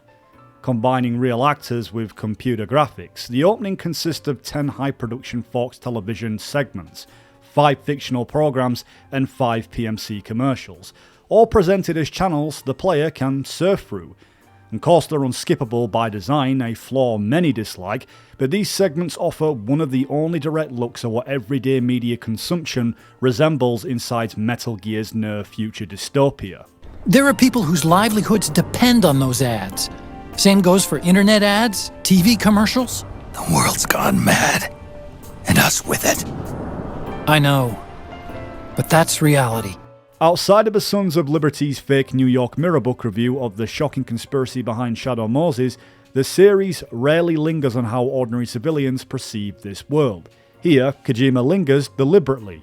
The fixation on the times he foregrounded in MGS4, reframed through mass media rather than history. The propaganda feeds directly into the game's narrative logic now that PMC power has surpassed nation states.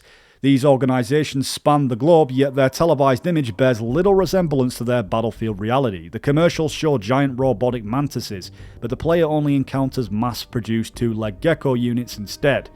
Like the real-world advertising, the spectacle exaggerates the product. In MGS4, the product is war itself. The segments are also littered with cameos. David Hayter appears in a fake interview opposite Lee Merriweather on Celebrity Moralist, Drebin's actor surfaces as a correct answer voice on Seventh Circle, and Kim May Guest appears in The Body of Armor. A cooking show briefly features Kojima himself, tucked into the background of his own wartime dystopia. Other ads foreshadow gameplay systems like Octocamo. It functions as fan service, but also as something more self-aware, appropriate for a supposed final entry.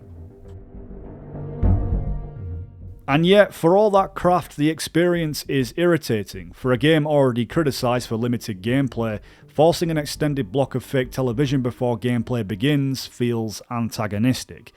That, as well with the friction that appears to be intentional, and as the audience ourselves is made to sit through cheesy commercialised programming before being allowed to play. I think it mirrors the way the game itself risks reading as a commercially engineered blockbuster, an A-B movie dressed up as prestige, but also feels like Kojima is all just calling us consumers. It's deliberately a parody than anything important. I think the effect undercuts the credibility of everything that follows. This has long been the series' most common criticism, and Kojima appears fully aware of it. The game seems to absorb them and then exaggerate them. If critics call it a bloated sci-fi movie, the opening leans into that accusation. The gesture may extend further. For example, each time Snake dies and the screen fades to game over, the image briefly flickers random frames, a static-like broadcast signal being cut. On its own, I think it's easy just to ignore, but paired with the television opening, I think it reads as part of the same language of the game, acknowledging itself digitally as a video game, similar to something from MGS2. This is also the weird puppet strings you can see on Snake after he dies, akin to Psycho Mantis, or rather Screaming Mantis. The act of the player puppeteering the character, it really breaks the fourth wall and almost makes us as a metaphorical patriot, as I've explained before.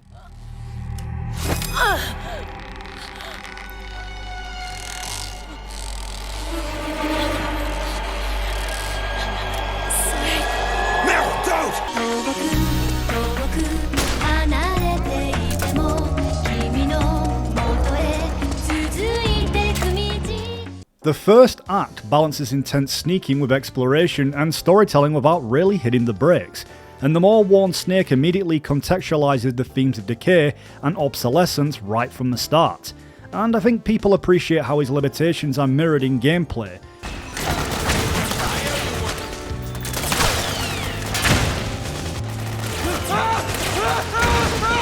The opening monologue perfectly bridges the cinematic gap into seamless gameplay that reflects for the first time in the series a living, breathing sandbox battlefield. This time merged with biological and machines, and instead of only facing such monsters that exist usually in boss encounters, this time fully incorporates derivatives in smaller format drone-like battle systems designed to make humans obsolete. AT Corps' unmanned bipedal weapons, officially designated Irving by the US military. They've spread like wildfire among the PMCs. There are more of those things now in service than tanks. They've got tough armor plating and are highly agile to boot. Your best bet is to stay out of their sights. Unmanned. Pretty soon they'll have put living, breathing soldiers out of work. In Act 1, the geckos first marked their appearance, and I think anyone would find them unnerving and unsettling with their animal-inspired design. And even more so when you realise that their biomechanically synthetic flesh contains organic tissue and a circulatory system that uses blood for nourishment and including defecation. Hence why they appear freakish, because they're partly living and partly machine. That emerges something super ridiculous, but yet I think very Metal Gear.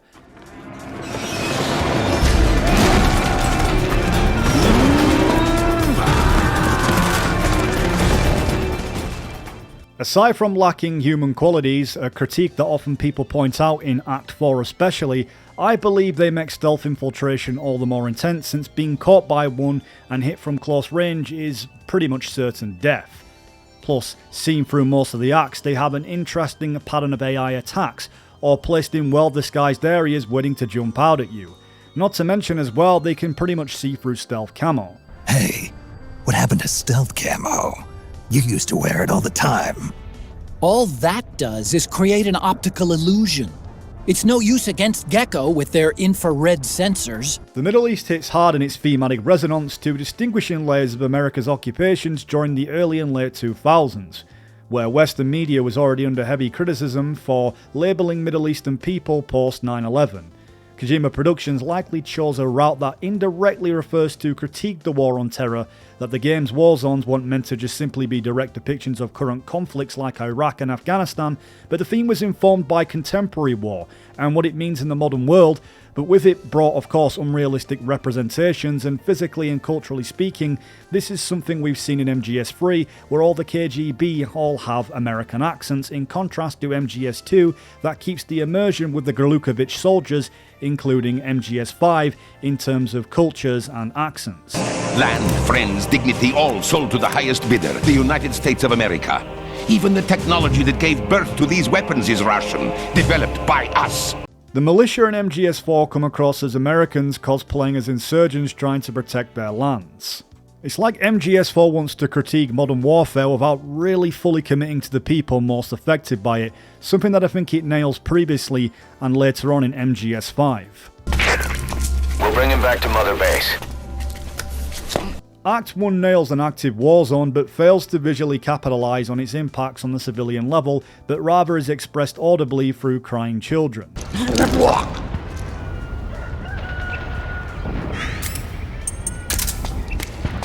Innocent civilians do appear briefly in Act 2, showing the tragic casualty of those caught in the crossfire.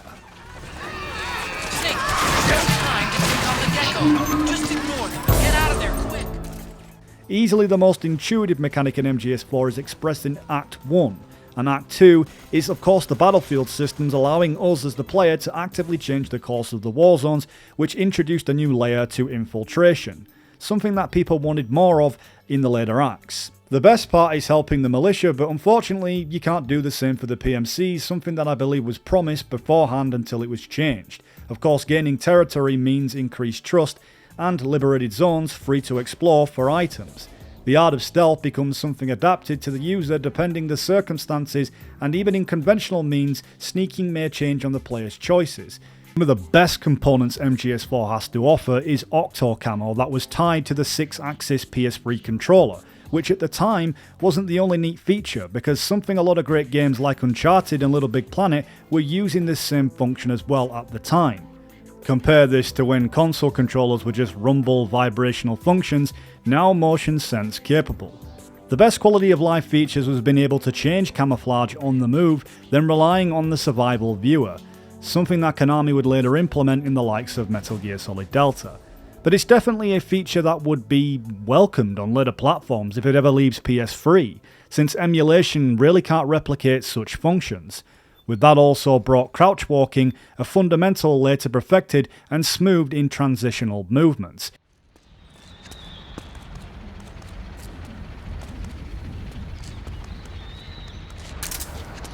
You gonna take it or what? Another great feature as well, when looting enemies you can pat them down to retrieve supplies without having to drag and drop them. Same applies when waking up an enemy. This great function would extend also into Peace Walker. Snake, Akiba's been knocked out.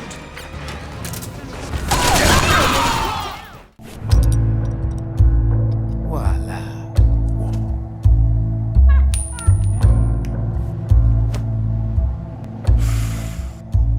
I'm just a gun launderer. Only reason I'm interested in you is because you start a lot of fires. Kojima has often created new characters in nearly every title, some more eccentric than others, and some may or may not sit comfortably within the narrative. Drebin the Gun Launderer is no exception. He exists in both inside the game's lore and as a mechanical system. A gameplay feature that mirrors the demand for guns just as much as soldiers for hire. The best part about him is that he provides narrative context while also giving the player practical tools to operate inside a world that profits from endless conflict. And yet at the same time, Drebin often feels like an exposition device, existing largely to deliver plot information and context and backstory. He pretty much functions as a proxy for the screenwriter, standing in for the extended monologues that explain far more than they need to. His role, along others, reflects the writing strain that is MGS4 itself. Even so, Kojima gives Drebin personality. There's a surface-level mystique paired with an intentional, useless sidekick, his monkey that smokes and drinks cans of soda like Drebin but exists largely for humour, born from Raiden's motion capture sessions and his exaggerated monkey impressions and nothing else.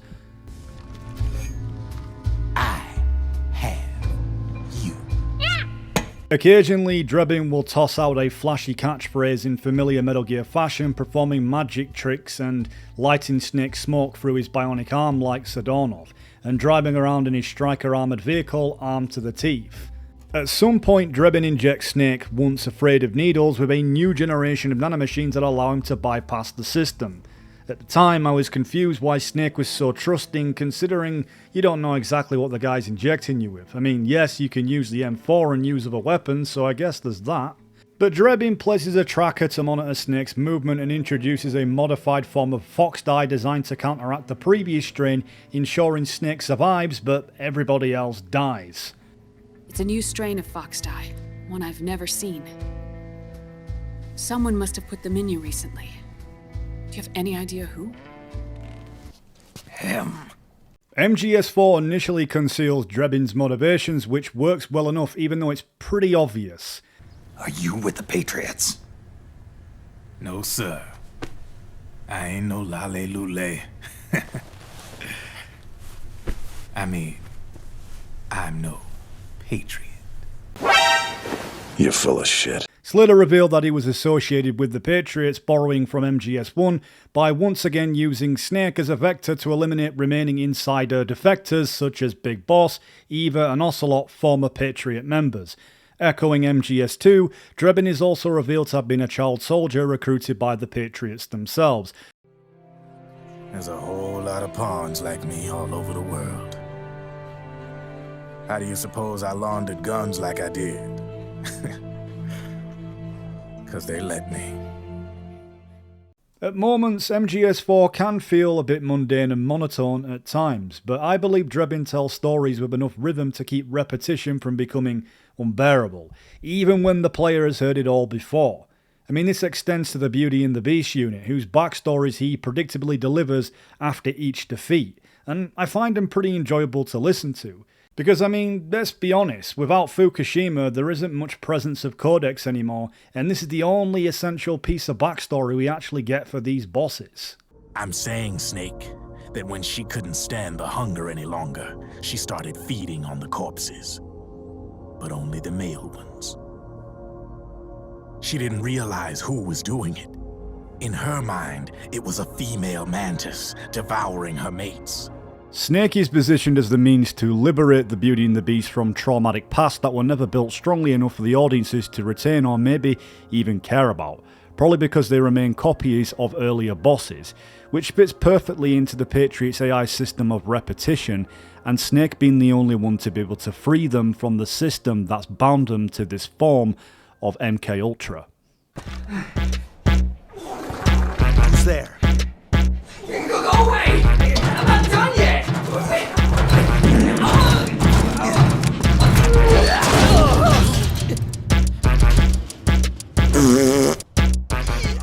So after making it through intense war zones and fighting for your life, just to find a moment of peace, you come across Johnny trying to take a big fat dump.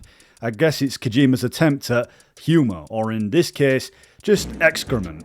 To quote Steak Bentley, you could say that Johnny farted, shitted his pants and came his way through the entire series. Considering he's a 10-year veteran, he doesn't really know what he's doing, but then again, later on in the game he turns into an absolute badass on par with Solid Snake. I mean, what happened? Oh mate, don't say that, because that irritates me, and I punch blokes in the mouth for saying that. Johnny is the running gag of the series. We even saw his dad in Metal Gear Solid 3 who had the same bowel troubles. What's your kid's name? Johnny. Johnny. Nice ring to it. Really? You like it? Well, if you say so, I'll believe you. Actually, my name is Johnny too. Once nothing more than a background NPC is now turned into a fully realised character, officially named Akiba. Okay, Akiba. What is wrong with that guy? He is hopelessly a part of Meryl's squad, Rat Patrol 01. The name itself, of course, is a clever anagram for those who didn't know, for Patriot. Once again, of course, these characters never learn from the past and unknowingly become pawns again. Voila.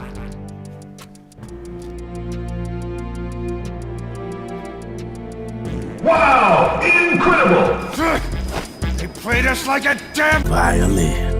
But as it turns out, Johnny not being able to keep his arse intact is because he never got nanomachines to regulate his emotions that loosened his bowels.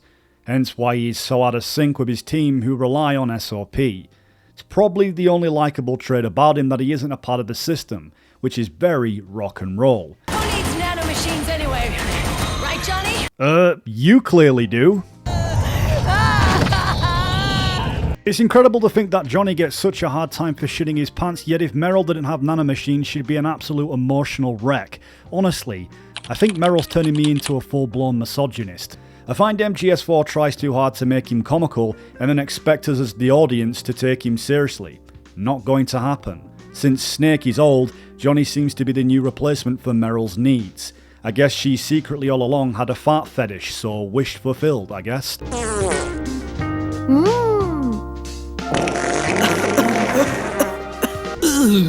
Leftovers. Snake needs to die, as the game keeps telling us, otherwise the series stays alive. You ever think about quitting? Why? It's not like I've got my health to worry about. Other components like Meryl and Johnny become happily wed, and some get new beginnings, as we've seen. It's funny because once Johnny reveals his identity in Act 3, he instantly just turns into a Chad.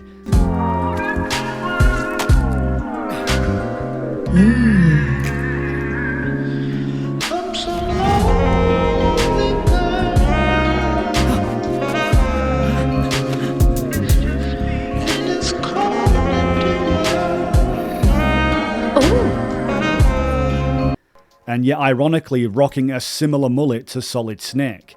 To me, it's almost like a comedic parody of Solid Snake, a way of Kojima to stick it to entitled fans who didn't get the happy reunion spy love story they so expected. Aside from shitting all over the parade, there's no denying the cringe-worthy love dynamics between Meryl and Johnny, especially in towards the end of the game.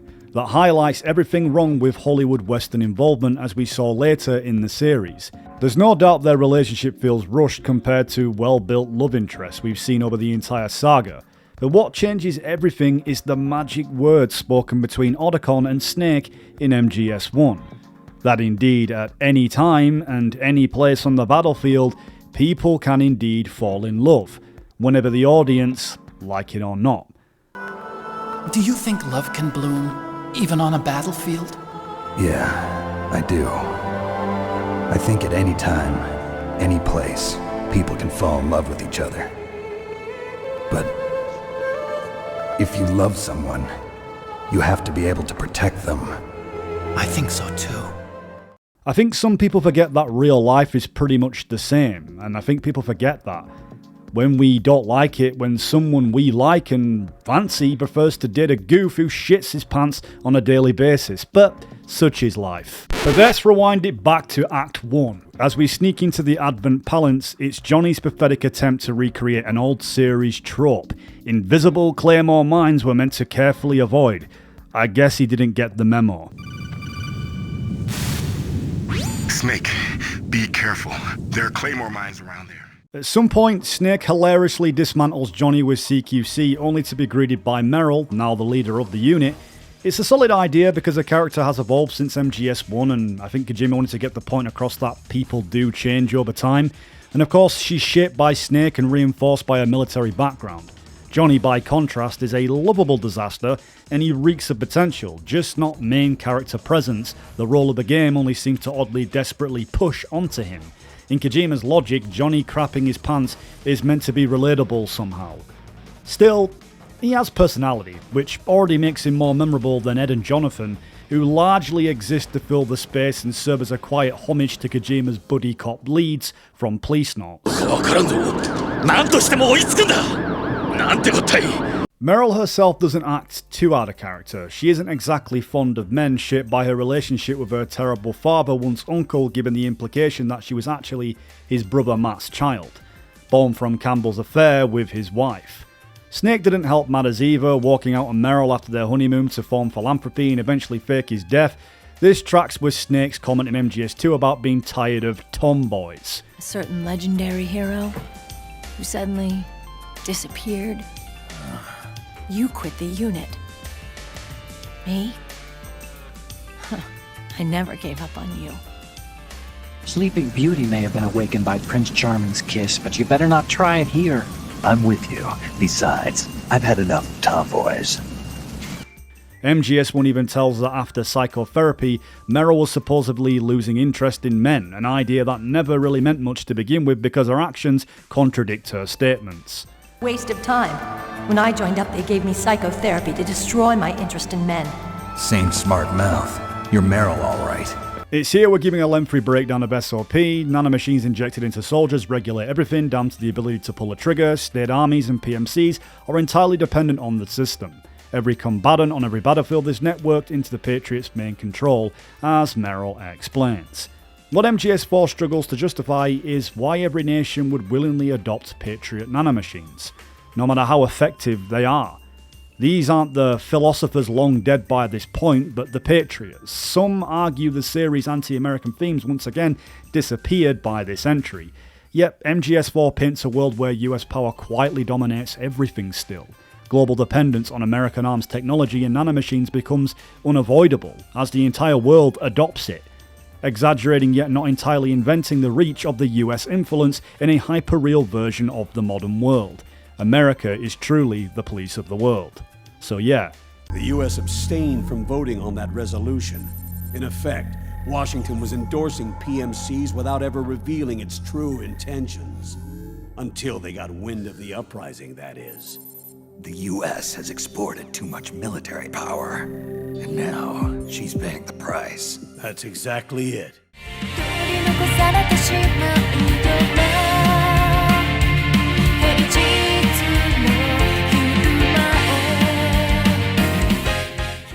One thing that immediately stands out is Yoji Shinkawa's design for the frogs. There's 20 of them, and they're not from that PMC praying mantis either. It's the frog. It's private troops. all-female super soldiers stripped of individual will, programmed purely to kill. The first encounter is genuinely difficult until their patterns and formations start to reveal themselves. Unlike PMC soldiers, they soak up bullets and counter CQC with ease. They're essentially practice versions of the Beauty and the Beast bosses, but that doesn't make them ineffective.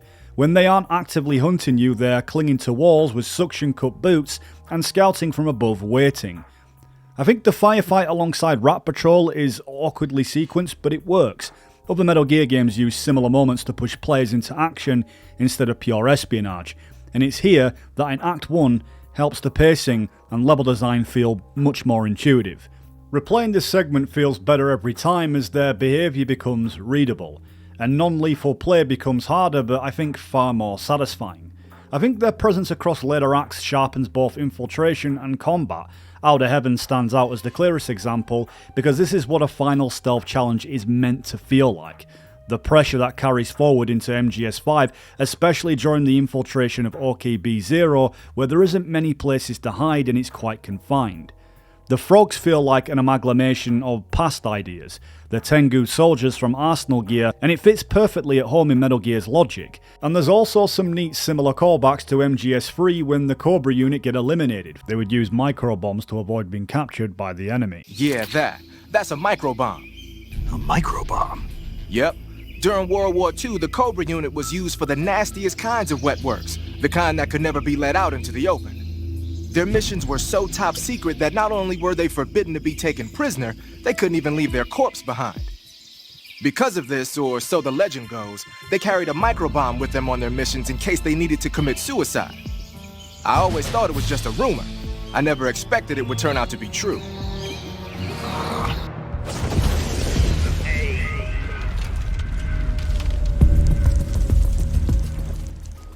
All of this applies as well to the all-females, frogs.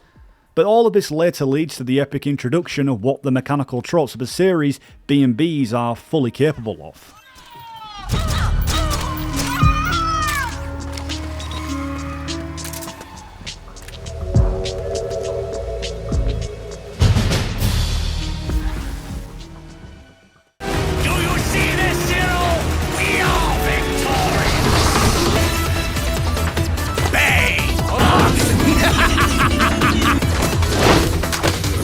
CQC. I've got the upper hand. The system is mine. Die!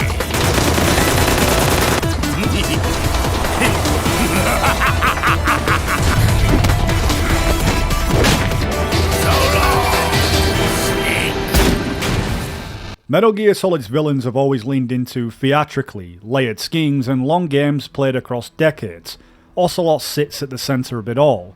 MGS4 depicts him as the primary villain, yet subtextually he functions as an ally antagonist against the real antagonist, the Patriots. Ocelot works towards the destruction of the true enemy that has quietly enslaved the entire planet. For most of the game, though you're dragged through what looks like a sadistic wild goose chase for Ocelot to relive the glory days for his own amusement, in reality is Snake and his allies who are being used as pieces in a larger deception meant to fool the Patriots. The contradiction becomes impossible to ignore once Ocelot hacks SOP and renders firearms useless worldwide. For all intents and purposes, war collapses, and we finally achieve world peace. Guns lose meaning, and the system now is completely in the hands of the people, and yet the characters react as if something catastrophic has happened. The regional systems have all been shut down. Guns are falling silent across the earth. Oh no! It's the first total ceasefire in human history. We never stood a chance. Shut up! The response clashes hard with MGS2 because we're breaking free from control as we've already intended. It seems like MGS4 suffers from sequel dissonance because it barely acknowledges philanthropy or the fact that Campbell is now operating under the UN, effectively an extension of Patriot authority. It runs against the core objective of the series that spent years building towards, dismantling the system, not trying to preserve it. New Cold War is brewing between Liquid and the Patriots over who will survive. And no matter who wins, the world has no future. Until we stop Liquid and destroy the system, we'll never be free. To its credit, MGS4 echoes President Johnson's speech from MGS2, a world that is dependent on a system that they couldn't simply unplug it without some consequences. Power vacuums would form, political chaos would follow, and the game treats this as justification for maintaining the Patriots' power. The problem is that the logic doesn't hold, because instability would come, but it would also force a must-needed reset. A chance to rebuild something healthier, something not structurally addicted to war. Instead, it feels like the Patriots are treated like a necessary evil, but yet they are the Illuminati sat in Davos deciding our future, one that will never prosper whilst the economy and humanity falls into decline. It makes a lot of sense because in reality, look how dependent people are on governments, the internet, the grid. Can you imagine what would happen if they ceased to function? Picture a massive political vacuum, a space that every powermonger will try to fill for their own greedy ends. I'm talking about an unregulated power struggle, panic, civil war, chaos. Like it or not, the Patriots is an organization that must continue to exist. Ocelot, meanwhile, remains on the right side of history, just as Solidus always was.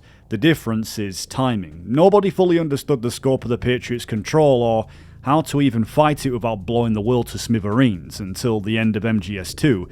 He always carried a streak of instability, something established as far back as the prequel and exaggerated further into MGS4. He is the embodiment of eccentric. This time he abandons his revolvers for finger guns. A fitting visual gag for where nearly every weapon on the planet pretty much answers to him, with loopholes like Drebin of course being the exception. What are you doing here? I laundered these guys' ideas, then issued them new naked weapons, including that catapult you're gonna be riding. Metal Gear has always justified its absurdity through internal logic, and Ocelot's transformation, I think, is no exception, even if the execution stumbles, because MGS4 pivots away from the idea that Liquid is spiritually possessing Ocelot through his arm. But I live on through this arm! Despite the series already establishing ghosts and mediums and the afterlife through characters like the Sorrow. Instead, the game leans on nanomachines, drugs and self-hypnosis, later clarified in MGS5. Self-hypnosis. It's nothing new in my line of work. Manipulating memories, the past. The idea is Ocelot isn't pretending to be Liquid, that he isn't acting, that he fully convinces himself that he is Liquid. For all functional purposes, Liquid Snake exists again throughout MGS4 and yet doesn't. Brother! It's been too long. Liquid. The contradiction really never fully settles. And this is where the narrative becomes fractured, because in MGS2, Liquid's possession of Ocelot was unmistakable. Because Cam Clark's voice, the accent, the personality, it was explicit, you couldn't deny it. Brothers! Liquid!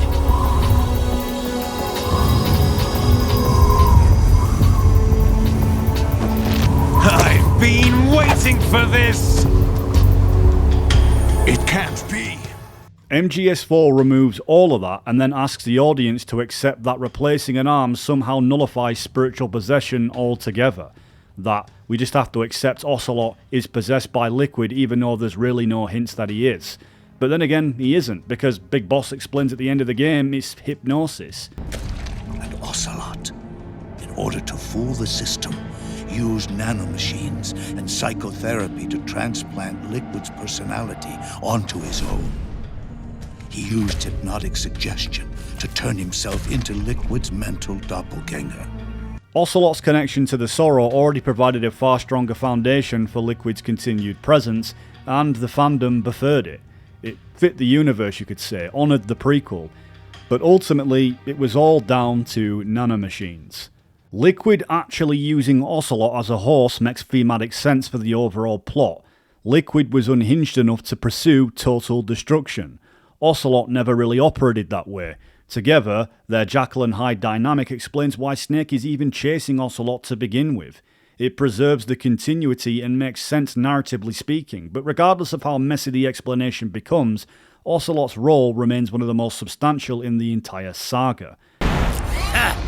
Worthless fossil! Because he pretty much engineers global conflict and endless suffering and deliberate chaos, all to provoke Solid Snake into finishing the job and resurrecting the man he revered the most, Big Boss. Dr. Emmerich, Liquid is in Eastern Europe. He's after the corpse of Big Boss. Huh? What for? It's the final key he needs to gain access to SOP. He is an identity crisis wrapped inside a decade-long performance, but not fundamentally different from his actions at Shadow Moses during the Plant chapter as well. And near the end of MGS4, if it couldn't become more fanservicey, and I love it, Ocelot reenacts Liquid's Fox Die death, just to call back to MGS1, because why not? Fox.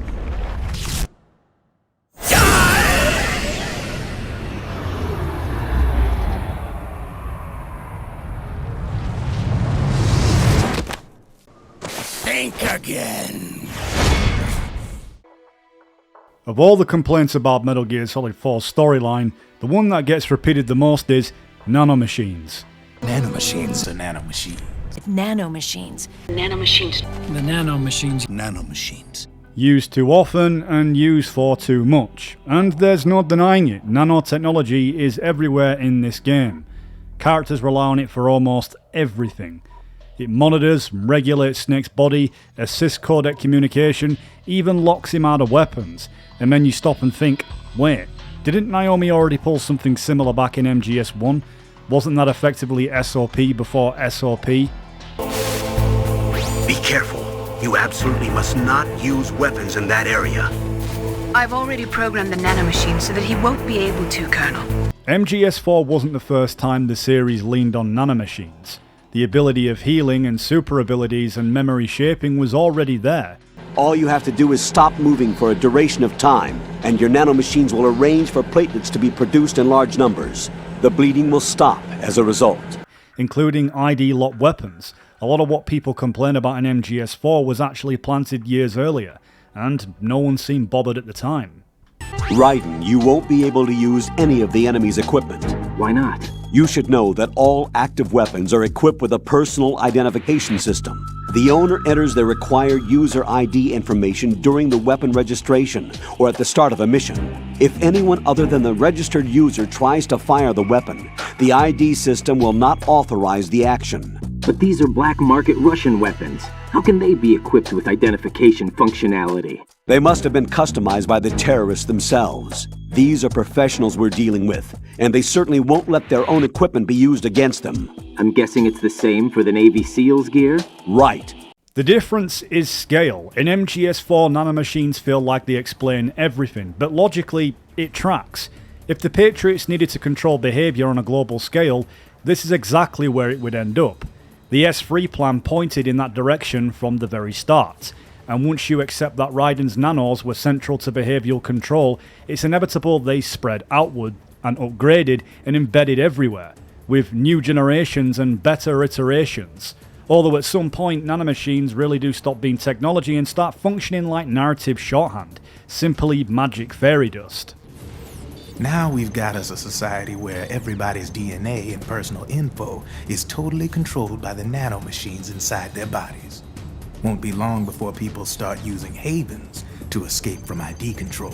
And that's where most of the backlash comes from. Once you realise how much story weight can be replaced with a single word, it's easy to see why a sci-fi writer would lean on it, even if it makes the audience hate it. It's not fundamentally different from fantasy stories and, other franchises relying on tech buzzwords. I mean, just look at the Dark Knight trilogy and Wayne Tech. Nolan calls it a plausible futurism. The same applies to MGS. Hey, when technology starts to test the limits of our imagination, what's the difference? Plot elements seem flawed because I don't think it leaves any room for ambiguity, and even though it's internally consistent, MGS4 stumbles, really not just because they exist, but because the game is obligated to account for everything. if it's catering to an audience that demands answers after MGS2, and when those answers arrived, they rejected them anyway. Ambiguity was the point, and I think MGS4 overcorrected. To me, it seems like Kojima was made to be accountable to an overly critical audience, and it's hard not to read that as intentional. Kojima has always embedded his feelings into his work, and we know from looking at the old Snake metaphor that Kojima was implanting his personal feelings into the game as he has done so before through his characters.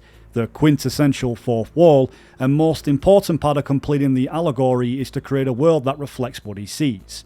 War has become routine, and creation has become routine, and sequels are being hyped up and pumped out without any real inspiration, while developers are being bought up and merged by profit-driven conglomerates, much like how game creation has become routine.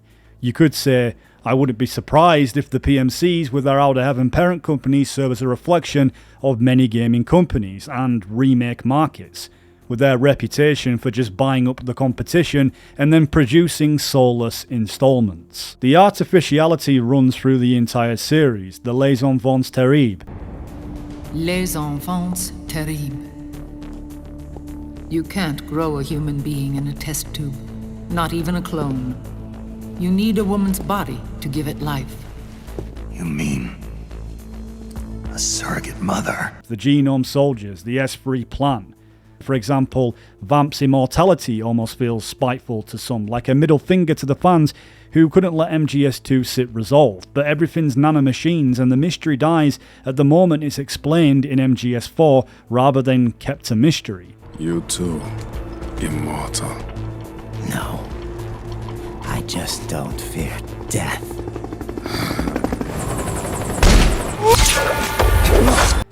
But I think Kojima makes this frustration obvious, but the story takes a hit in doing so.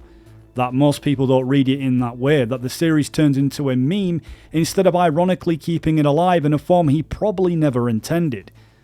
For example, Rising leans into the absurdity on purpose, with Armstrong's abilities that is aimed at MGS4's nanomachines. It's essentially a parody.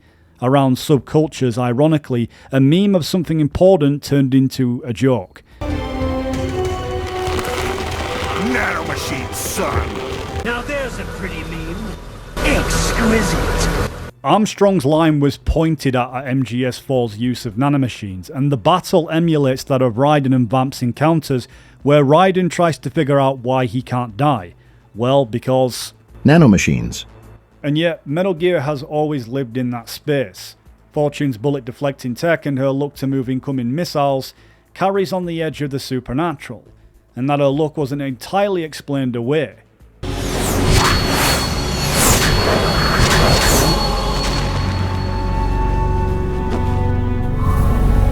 She is Lady Luck.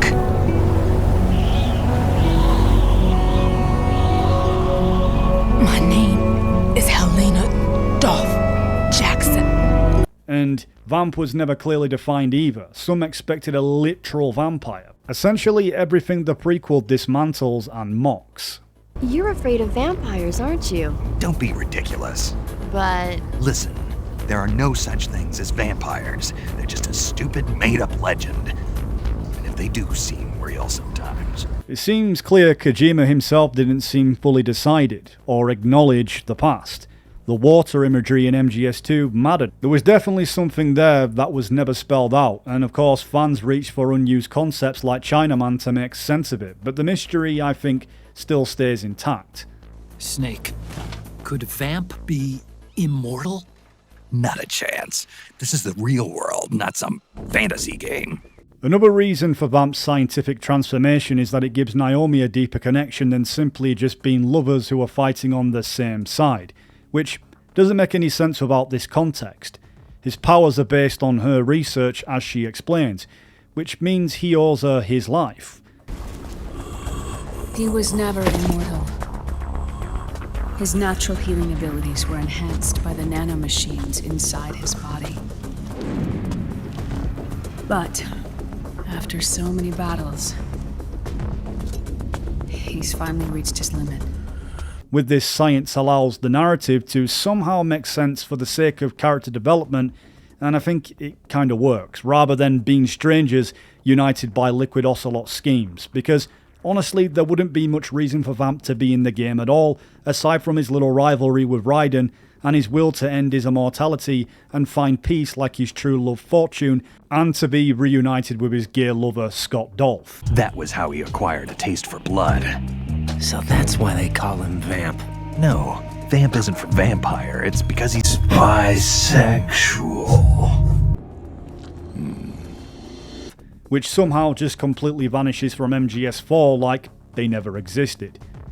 MGS4 abandons that direction while other elements are ignored entirely when looking at the conspicuous noise around Vamp's other powers, such as the shadow stitching technique. The MGS4 database, which is apparently unreliable while reaching for the true canicity, says that this Keganui technique uses hypnosis to paralyze the target, but it's nowhere to be seen in MGS4 in any of the cutscenes and the boss battles. Perhaps Kojima didn't want to rehash the same boss tricks for gameplay reasons, but ignoring it altogether seems a little odd. You can't move once his knife nails your shadow. Shadow binding? Are we talking about some kind of ninjutsu? I don't think so. It's probably some form of hypnotism. Hypnotism? I'm guessing it's the power of suggestion, augmented by his speech and movements, coupled with the manipulation of the light reflecting off the blade of his knife. In MGS4, the wall running that we see Vamp do in MGS2 up the big shell is explained with hooks on the boots that Otacon and Snake hypothesized that this wall climbing ability was through technology, using something called Van der Waals force that explains away the nanomachines, but in MGS2 he doesn't wear those hooks or suction cups, he's just wearing normal boots. Snake, these enhanced soldiers seem to be using some sort of device to cling to the walls. Doesn't look like they have spikes or suction cups. This is only a guess, but I think their gloves and boots might have some mechanism that employs Van der Waals force. It's a type of mutual interaction that occurs between two electrically neutral particles. Geckos use it to crawl up walls and across ceilings. Oh, that kind of gecko. But those things are a hell of a lot lighter than a human. Well, around 10 years ago, I read about an experiment where they reportedly suspended an object weighing 100 grams using a 5mm square piece of adhesive tape. Assuming the technology's advanced since then, I don't see why these guys couldn't be climbing all over the walls. Otacon, what about Vamp? How he ran up that support pillar in the big shell. You think that's how he did it? You mean, did he have this technology? He could have, yeah. So it wasn't that he had some freak supernatural powers. There isn't always clear explanations from MGS2's plot elements into MGS4. Those who admired Vamp's character in MGS2 were always going to be disappointed. I guess the same way Snake's transformation unsettled people at the time and maybe everyone else. But there's no doubt other creative aspects could have explained in greater detail aside from the game itself. There isn't a thing that nanomachines aren't respectfully used for in MGS4. Naturally, a lot of the supernatural elements from prior games like MGS1 and Psycho Mantis with telekinesis and mind control abilities, all the way to MGS3 and the Cobra unit, and including some of the Portable Ops characters. It was clear MGS4 moved on from some of those natural, tangible qualities for something robotically rehashed, but the series does justice in explaining the evolution of such technology, even as ridiculous as it may sound. Like the parasites in MGS5, I believe had the same problem the nanomachines did. As the Patriots AI explains, they started with genetics and successfully digitized life itself. Peace Walker and MGS5 bridged these gaps that make the nano explanations a little more acceptable. We started with genetic engineering, and in the end, we succeeded in digitizing life itself.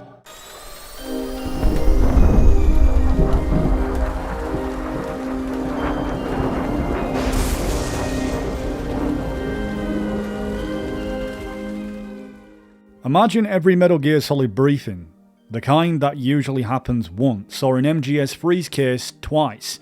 Now stretch that structure across the entire game. Metal Gear Solid 4 is divided into 5 acts, and each act begins with a mission briefing cutscene, a kind of mobile limbo where the world is explained, and alliances are clarified and Snake is allowed to reflect before being dropped back into hell. The Nomad exists largely to justify travel between regions, but it also becomes the place where the game over-explains story elements that weren't really the questions people were asking for after early entries, aside from Otakon's sudden commitment to being a full-blown anime otaku. I used to be an anime otaku. Oh. Shut the fuck up! No one cares about your robot fanfiction! You could say that we do learn key objectives, but the briefings reinforce the idea of war as administration, and everything is delivered through logistics, and slides and procedure closer to a PowerPoint presentation than just the fluid in-world codec conversations of MGS1 through 3. Instead of momentum, the Nomad creates a weird pause, and then it becomes a lore bottleneck because everything just funnels through it. The location Naomi gave us is the site of Liquid's main base. But there's no actual proof. There's an ongoing skirmish between a new regime put into power by PMCs and a rebel army formed by remnants of the old one. And yet somehow the intimacy kinda works for it. Snake is surrounded by survivors or leftovers, people damaged by the same system he's fighting against. Some of the most comical and tragic moments in the game happen aboard the Nomad. Snake and Otacon play this role of awkward adoptive parents to Olga's child, Sunny, pulling directly from MGS3's lineage and tropes. The boss, her child, Ocelot, being taken by the Patriots, is exactly the same thing. Sunny becomes a part of a series' long-running liberation arc, but MGS4 is strangely protective of her innocence, by shielding her from deeper exploration of her trauma and upbringing under the Patriots' control. Yet the game stifles her growth just enough to keep her symbolic, rather than fully realised and further expanded into Metal Gear Rising. Please switch off all cell phones and portable gaming devices. And remember, this is a no-smoking flight. Roger. Her connections are all there, but rarely explored outright. Naomi, who is another intellectual shaped by loss and enslavement under the Patriots, Raiden is the one who physically saves Sunny from them, and all of them orbit the same system, yet Sunny's perspective remains mostly implied rather than articulated. Instead, I think her story is just told quietly. She's just a background character, though fragments and curiosity and the slow process of trying to understand who she is whilst carrying the weight of her mother's sacrifice to keep her safe. The child. I see. She's essentially the underdog of the series, locked away from the world on purpose, yet using the tools of the digital age as Snake implies to uncover the truth anyway. You may say she's naive and emotionally closed off and terrible at cooking eggs, but yeah, she's doing real work we don't see behind the scenes. I was looking for this. You're not watching your nicotine intake. Sonny!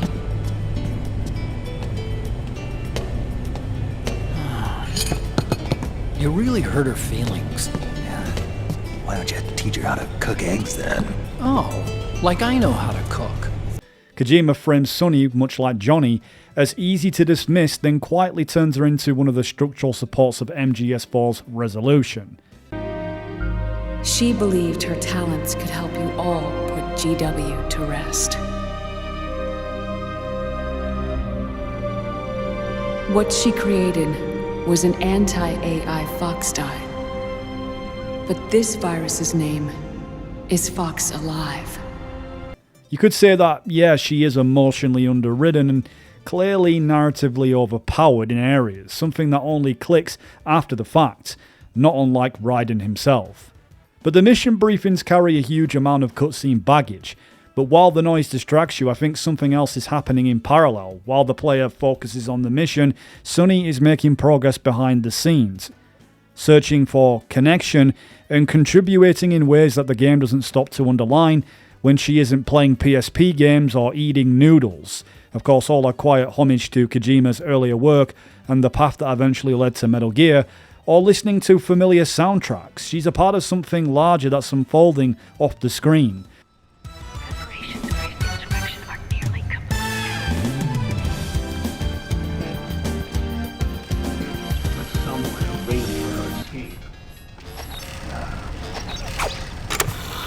Grown-ups have to watch our caloric intake, you know.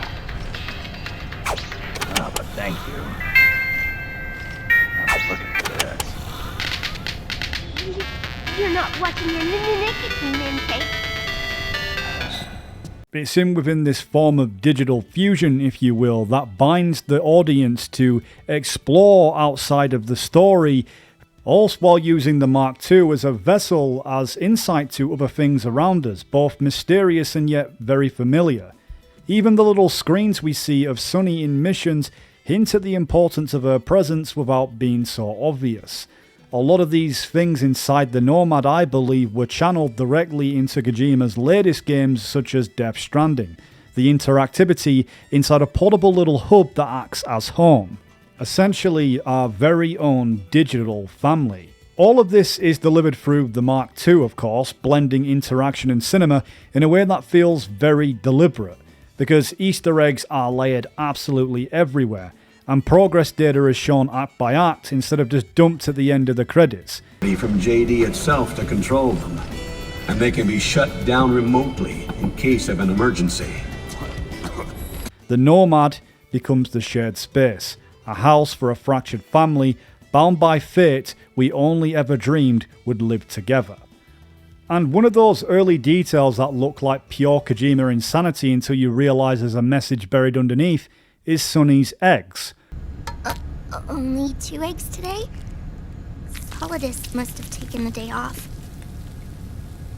7, 8, 9, 2, 5, 9, 0, 3, 6, 0. When paired with the titles of the first 4 acts, visually represent every character who carried the name Snake. Liquid Sun's yolks come out slightly flawed, while Solid Sun's breaks immediately, a visual suggestion of Liquid Snake's genetic superiority over Solid as a clone. Yes, the inferior one was the winner after all. That's right. Until the very end, Liquid thought he was the inferior one. One of the eggs at the start of the third sun contains 2 yolks offset against another shell holding only one, echoing Solidus' Snake's birth apart from Liquid and Solid. By the time we reach Twin Sun, the yolks merge into one, implying the reunification of Solid and Liquid into the originator figure of Naked Snake, the synthesis MGS4 framed as a blend of both personalities. And Sunny's song followed the same logic, with each one increases in complexity compound sequences in the way that mirrors Big Boss's description of the road from 0 to 100. The moment 0 becomes 1 is the moment the world springs to life. 1 becomes 2, 2 becomes 10, 10 becomes 100. Taking it all back to 1 solves nothing. If you notice, she sings in order a sequence contained within a single number, pi, a sequence of separate numbers. The Fibonacci sequence, a list of caustic elements from the periodic table that can combine into explosives. And finally, the names of stations along with the North Private Railway line in Japan, something that was familiar to her in MGS1 and in MGS2.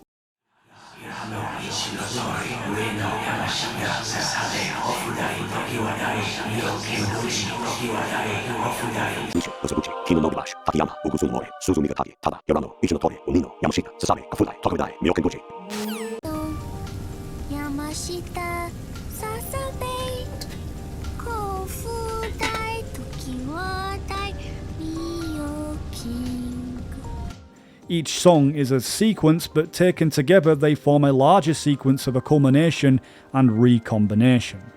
When the visuals of Sunny's cooking scenes are read alongside Big Boss's and Ocelot's speeches, a recurring motif begins to surface. Sets define MGS4's internal logic, pi as a dwindling foundation digit, the Fibonacci numbers, the periodic elements, a train line. Sunny's songs in order is the creation of the saga's snakes in the order of the games released, and Big Boss's own numerical sequence 0, 1, 2, 10, 100. These sets describe inorganic digital forward-moving process systems that exist solely to advance themselves one slot further, without any inherent endpoint, not unlike a commercial video game series continuing not towards resolution but towards survival. Taking 0 back to nothing suggests that Big Boss finally ends the saga, and yet MGS4's final scene refuses to close the book. Instead of ending Snake and Onacon's conversation, the game lingers on with Sunny's eggs, which she describes as kind of like the sun. Come quick!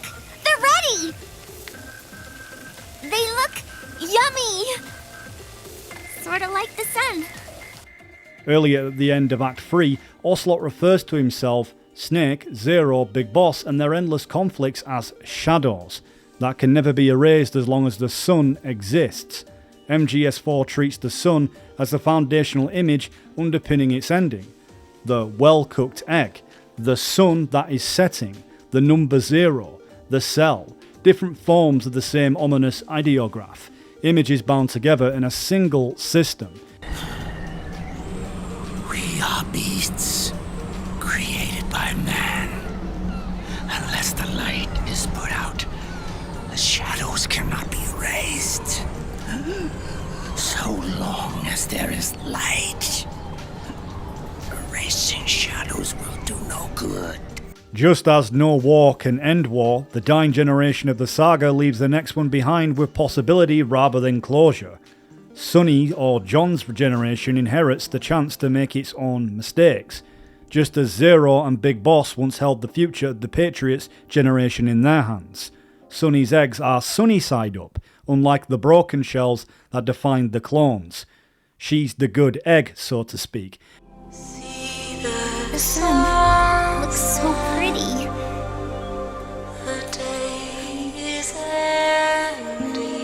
Sunny.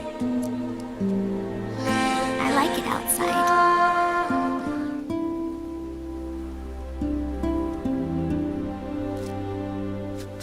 Uncle Hal, when is Snake coming back? Snake. And fittingly at the end of MGS4, Sunny references Metal Gear Rising, a future entry only supervised by Kojima and directed by Kenji Saito at Platinum Games. It's rising again. Metal Gear Rising. Revengeance.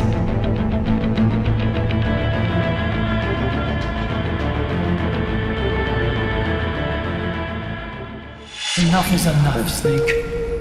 You can't take any more of this. I'm not dead yet.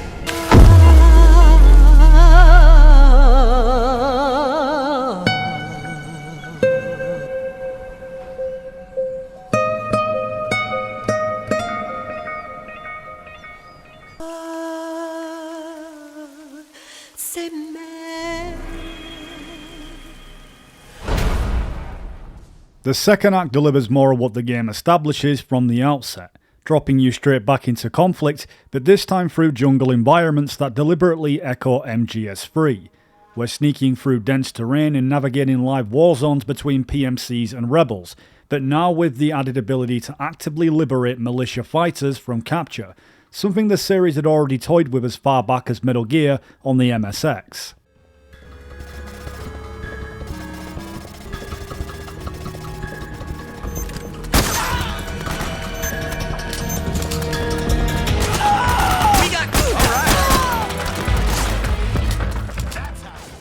Act 2 opens up significantly. Land and water routes, layered paths and optional spaces to infiltrate. It's far less linear and I think it leans heavily into environmental warfare.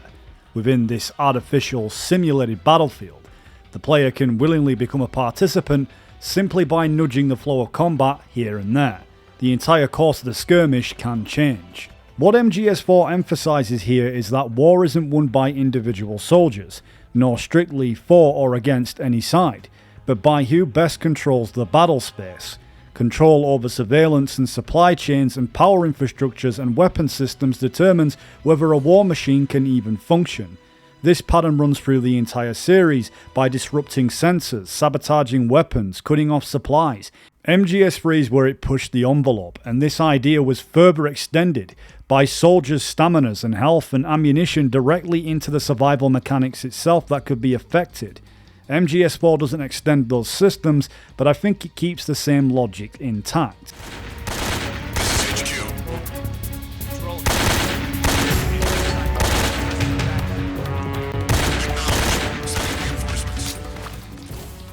by destroying the power plant, reshapes the territory. Infiltration becomes far much easier as there's less patrols. The battlefield shifts without the game ever spelling it out.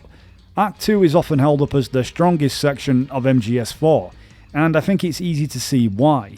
A semi-open sandbox filled with side objectives, multiple approaches, and meaningful ways to infiltrate. In many ways it feels like what MGS5 wanted to be. While MGS4 lacked a true open world, its spaces were dense and purposeful, full of things to do and obstacles, and areas that felt lived in. By contrast, MGS5 often stretches its environments so thin, relying on just empty spaces and template bases that dilute the sense of an active battlefield. The liberated sections do take a stumble later on once you reach the Vista Mansion, because there's just infinitely spawning enemies, making full control of the liberated areas impossible, and the player isn't really clearly told that some zones simply can't be taken. It's confusing, especially when you take into account Act 1 allowed you to push the rebel control almost all the way through each part of the map. Nice to meet you, Snake. This is Rosemary. She used to work as a data analyst at the Pentagon, but moved to combat support during the Big Shell incident. Yeah. She was in charge of Jack's files, wasn't she? Rosemary returns, though noticeably toned down. She isn't completely hijacking the codec this time.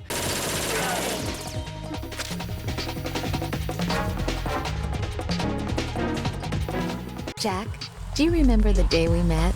I'm kind of busy right now, Rose. You're right, sorry. And a lot of the players wrote her off as a leftover baggage from MGS2, a character with no clear place in the guns of the Patriots. On paper, she becomes Snake's psychological counselor, which honestly makes very little sense. Full, your life recovers quickly and you shouldn't have any problems doing what you need to do. Remember, your body isn't the only thing driving your performance. Your mind is every bit as important. Hey, I don't let my mental state affect my combat efficiency. You may think that, Snake, but the truth is, you're not as young as you used to be. Most players probably never called her. I mean, I didn't, unless their sight gauge dipped low enough to trigger the more interesting codec lines. Narratively, it's odd, because when you think about it, Snake has never needed a counselor. He's the stabilizing force, the one holding everyone else together when they're all falling apart, not the other way around. Snake, the gauge below your life gauge is your sight gauge. Yeah, you told me about that. Then you'll hear it again. Piss off!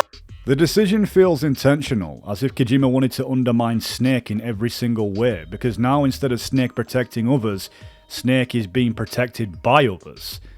Snake, it's my turn to protect you. Stop. I've got your back.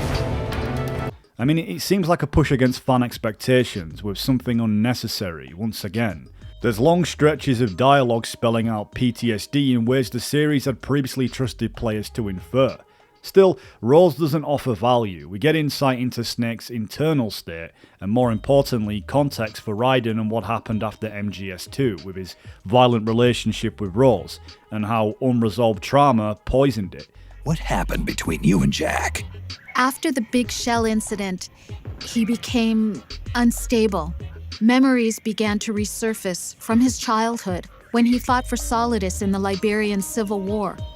And in the midst of all of that, the baby we had together, it hadn't even been born yet. Jack slowly stopped coming home. And when he did, he'd be dead drunk, sometimes covered in cuts and bruises. Her artificial marriage to Campbell as well exists again to protect their child from the Patriots, as we're told. That they fooled everyone, and I think that's very Metal Gear. Rose herself feels rewritten, including her temperament, likely to better suit an audience that never understood her role in MGS2 and was more interested in the fact that you could shake the controller to see her cleavage bounce in different sweaters through certain days you play. But it's interesting how her roles have reversed. Instead of a data analyst, she now becomes repurposed to suit the psyche mechanic. This kind of character retooling happens often in MGS4, and it creates a minor sequel dissonance, shrinking the world and making everyone hyper-relevant and hyper-capable, This time, Rose loses the annoying girlfriend role and doesn't call you out of the blue like she used to do before. Once again though, I think the intent was to show how time reshapes people, that people change all the time and mature in a different way or reinvent themselves to find a new career, so in reality, it's not something out of the ordinary.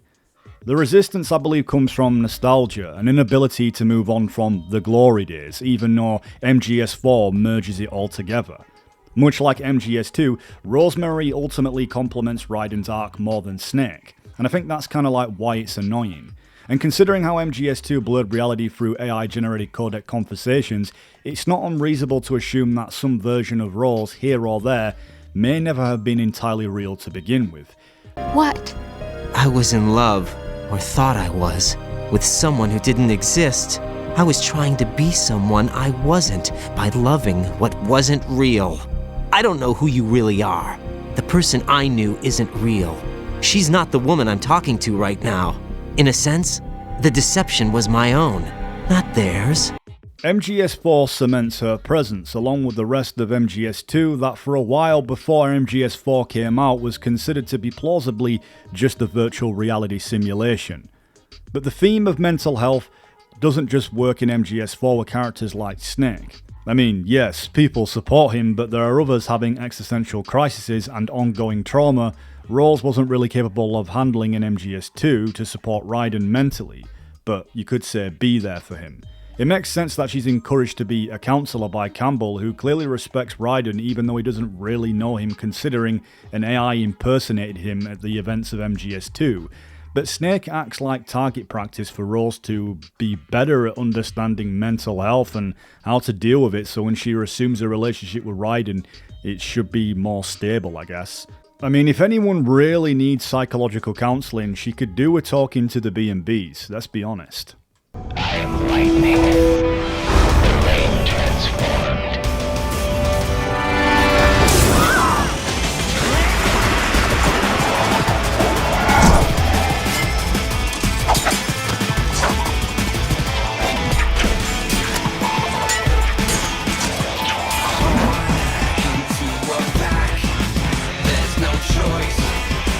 Sorry to have kept you all waiting.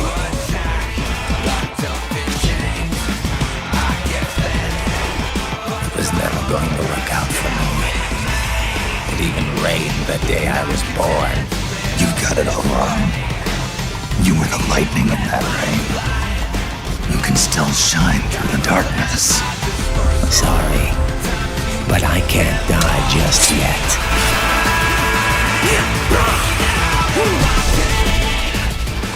You too, immortal. No, I just don't fear death. So now we fall back into one of the series' oldest tropes, the mysterious codec caller. A thread that ran all the way back to Frank Jaeger. Raiden's capture, experimentation and transformation into a cyborg ninja echoes MGS2, and MGS4 deliberately collapses the entire series into itself. It's a product of everything that came before, layered and recombined, and long-time fans will be able to recall events down to the last smallest details. If anything, MGS4 might have benefited from being more cryptic with Raiden's reintroduction, with a voice changer of sorts like Olga to make his entrance more impactful.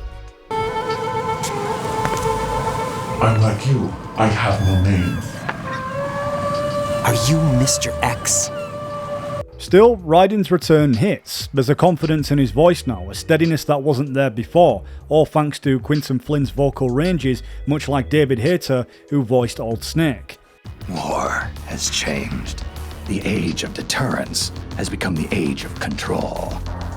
All in the name of averting catastrophe from weapons of mass destruction. Some of what Snake taught Raiden clearly stuck from MGS2. His unresolved trauma and childhood conditioning is a good return for him to be on the battlefield once again. It's a case of all of his unresolved issues that stem from his childhood and his military upbringing in the shadow of Solidus. Raiden in MGS4 is explicitly a response to how fans reacted to him in MGS2. Speaking of Raiden, that appears in the trailer, and people say it's cool. From Metal Gear Solid 2, actually in Japan, a lot of players actually did like Raiden, but we understand that overseas, US or Europe, players didn't kind of like. Kojima tried to make Raiden relevant now that he is this cool badass ninja that everybody adores in Metal Gear Rising. This cost becomes visible. I think some fans, unlike Raiden himself, are the refusal to move on. That refusal that strips him of humanity and free will. I mean, MGS4 deconstructs what players want from a video game protagonist by showing the miserable reality of fulfilling that fantasy that Raiden is only genuinely happy away from war, as was established, at least with Rose, and with his child. But those moments are telling to an endpoint to his story have always pointed toward. Even in MGS2, he was never meant to become a legend, he was just meant to step away from one just as the audience was. MGS4 I don't think undoes that ending. It's kind of a stress test, and by forcing him into this proxy role that fans admired and Kojima pushed, is showing how the damage really what it created to him as a person. I'll release you. It's the only way I'll ever be free. Raiden, 5 years ago. That's not what I meant. I've got nothing to lose. Don't be an idiot. You know you've got someone to protect. With Ninja Raiden, Kojima exposes the shallowness, I believe, of the gamer's expectations. He was no longer a mere man, but simply a tool of war. Both sides of the audience get what they want, spectacle and tragedy, but neither gets it cleanly. It interrogates the optimism of earlier games, and that shift tracks with Kojima's own disillusionment after the MGS2 backlash. That's why the previous messages get challenged, and everything that was expected. Snake's accelerated aging is genetic and unavoidable, Naomi's cancer is genetic and terminal, and Raiden remains haunted by being a child soldier, and their endings feel predetermined and shaped by forces outside of their control, much like the player manipulating them or the Patriots demanding endless repetition rather than moving forward. In that sense, Raiden becomes a mirror for players who wanted power and spectacle, or just another proxy of Grey Fox.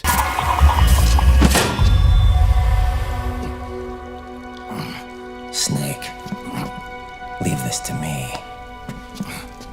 I'll go to the server room. Yet he reflects the emptiness of that desire, for those who understood his struggle, and reflects what's lost when a character is reshaped by expectation instead of choice. Raiden was never meant to be cool. He's there to show how easily both players and characters become trapped by what they think they're supposed to be, stuck in a fantasy rather than reality's heroes and legends that are often fiction, and sometimes people can't really tell the difference, is the message Kojima was trying to explain, that MGS as a series goes beyond a game, it's a self-reflection of humanity. Snake, have you ever enjoyed killing someone? What are you talking about? I'm not sure. Sometimes it's hard to tell the difference between reality and a game. Diminished sense of reality, huh? VR training will do that. No, it was field training when I was a kid. I lied, Snake.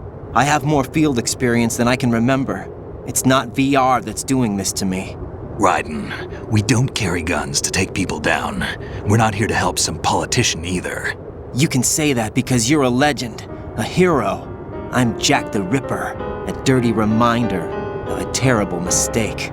Legends don't mean a whole lot. I was just a name to exploit, just like you. People will remember only the good part, the right part of what you did. There's no right part in murder, not ever. And we're not in this to make a name for ourselves. Then what are you and Otacon fighting for? A future.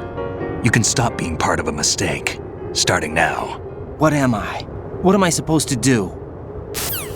But strictly speaking, Raiden really has no reason to be in MGS4. The explanations are sufficient, but they're not really necessary. His unresolved trauma is what pulls him back, and his debt to Snake, who once saved his life, keeps him risking it over and over again, until he finally truly admits to himself what matters, something that Snake repeatedly tries to hammer home until it finally sinks in. Your body may be a machine, but your heart is human. She means nothing to me now. Raiden, look at me.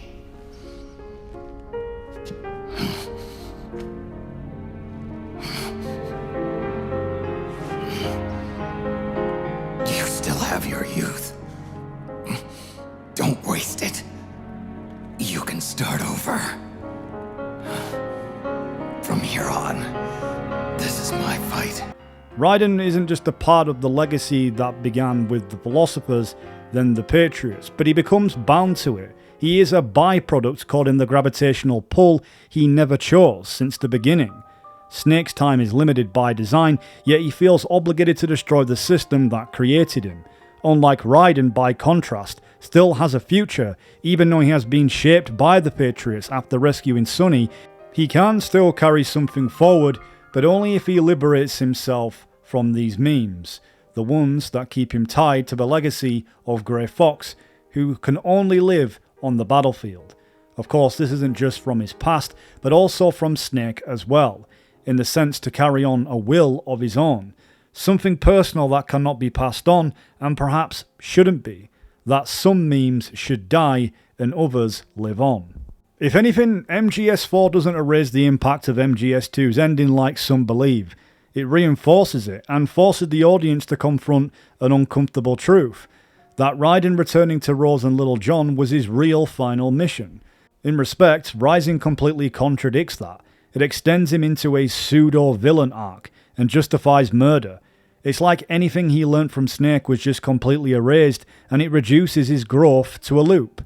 He embraces Jack the Ripper, rejects it, then embraces it again, and he becomes a PMC asset, no better than anyone else. The defining difference between Raiden and Grey Fox was always that Raiden could leave the battlefield behind. It is clear that the hard-fought victory of trying to close Raiden's chapter was just deliberately opened once again to cater to an audience who clearly like hack-and-slash video games with no substance. But you, all this is a wake-up call to what I really believe, what I really am. What are you saying? I'm saying Jack is back. MGS4 has aged well, especially when viewed alongside his first transformation when Snake handed him the blade aboard Arsenal gear during the fight with the Tengu. MGS4 mirrors that moment deliberately. Even Raiden's rivalry with Vamp, as clumsy as it may feel, works in spirit. And in a strange way, it feels like Grey Fox is still there, not literally but through Raiden.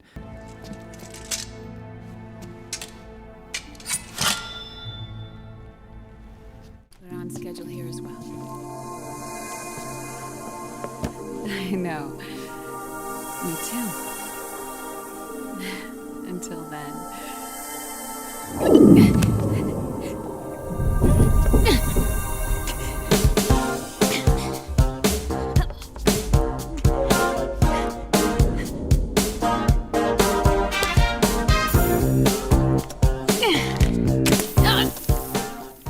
At some point, you run into a woman who claims to be Naomi, because this isn't how fans remember her from MGS1, and I think it's clear why. Because you want to know yourself, right?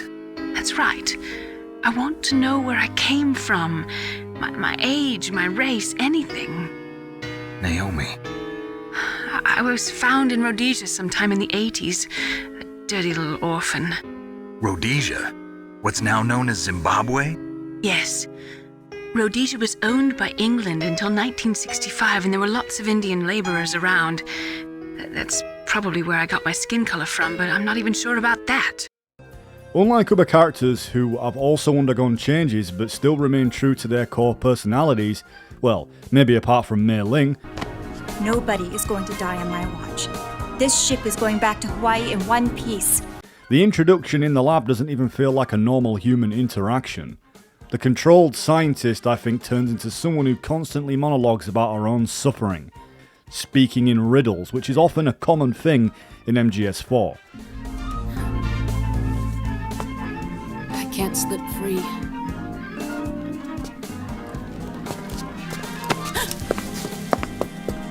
Then I'll free us both. Where's Liquid? I can't tell you yet. The details that grounded her, I think, like her appearance, which looks incredible, don't match her preconceived profile as a scientific geek. This also includes the prolific British accent that Jennifer Hale delivered in MGS1.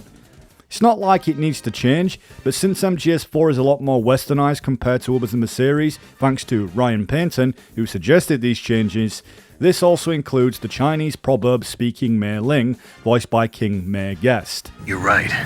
Wow, you know all sorts of great quotes, don't you? Well, both my parents are from Guangdong, China, but I was born and raised in America. I've always liked reading literature from both sides. Kinda keeps me in touch. I'll share some more quotes with you if you like. It's not a huge deal, but did it really need changing? Overall, I feel that her character was necessary and a welcome reiteration to the series. MGS4 is a bit of a nostalgia trip anyway, so to see returning characters and locations was like having the best of all the games in the series merged together. Mei Ling does still quote proverbs in MGS4, but not as far as much as she did in the Codex system, which is very limited in MGS4. You're lucky if you can get 1 or 2 contacts. Attention! Listen up! A wise man once wrote, "The tongues of dying men enforce attention like deep harmony. Where words are spent, they are seldom spent in vain."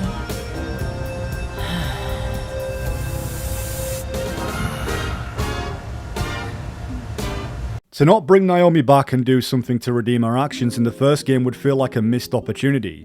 Recall her thoughts at the end of MGS1 and she was regretful of her actions and continues to show this throughout MGS4 as she tries to help Snake, whose life she ruined in MGS1. What? You must have programmed that thing to kill me too, right? Do I still have time? Naomi, I don't blame you for wanting me dead, but I can't go yet. I still have a job to do. I feel like those feelings felt genuine. She feels like she has to atone, and Fox Alive was the only way and her part in the ending the system and redemption for her brother, Frank Yeager. But she also felt like after she played out her role, she had to atone through death, which was delivered so melodramatically, and let's be honest, it was ridiculous. Naomi, don't do it! Are you crying? For me?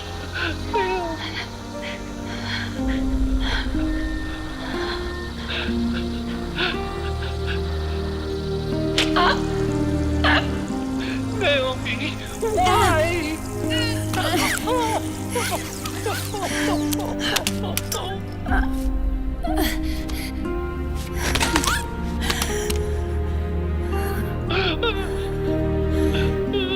You have such beautiful eyes.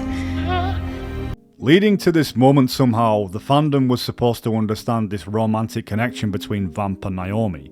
And let's not forget Otacon. It became an awkward love triangle forcefully stitched together without much context. Otacon's feelings for Sniper Wolf, however, in MGS1 made sense in that context. He was an isolated scientist anime otaku wanting to be loved, who found unexpected understanding from someone who treated him like a person. We only wanted to be loved. We were always waiting for somebody. Somebody who would love us, but we were wrong. You can't wait to be loved. You have to go out and find it. 4 years ago, I realized that you can't just wish for a happy family. You have to make it happen. I only wish I knew that sooner. I learned that I could love, as you probably did. Even if Wolf was never romantically invested the way Otacon was, his connection felt sympathetic and human, a believable response to emotional neglect and loneliness. Naomi just happens to show up and really wants to take Otacon's virginity.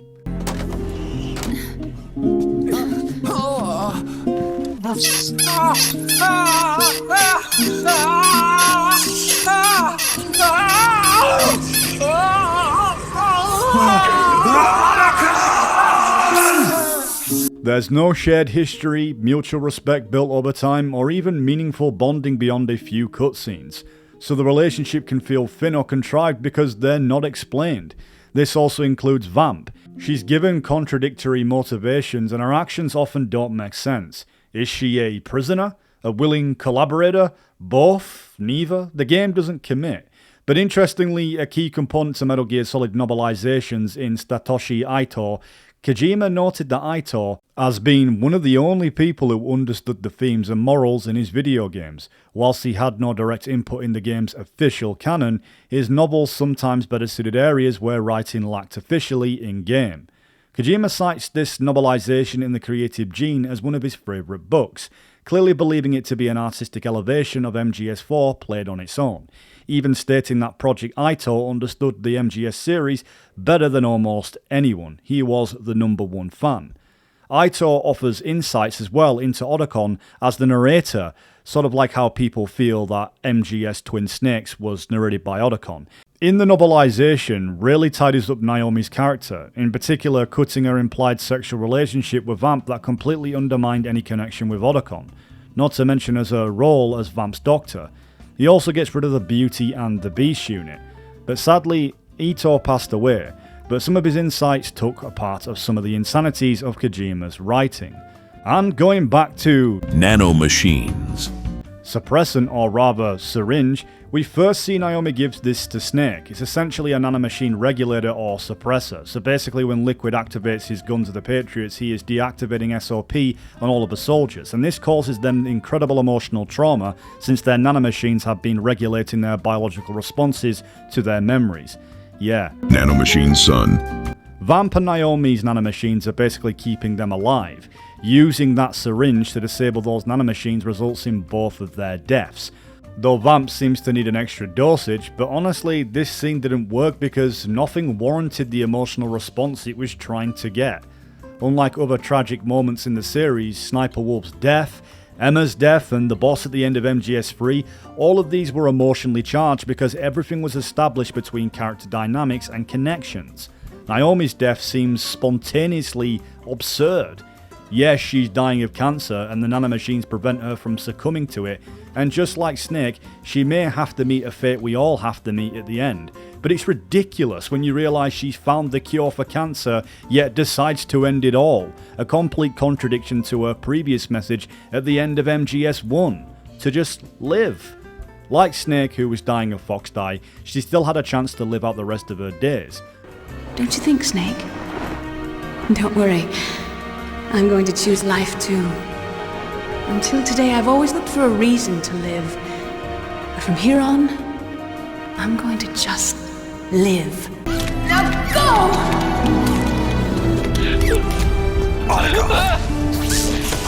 Let's get moving. Why does it always end this way? Well, Otacon, because unfortunately the fandom wanted the continuation of the series and Kojima wanted it to be the last entry, so everyone has to go.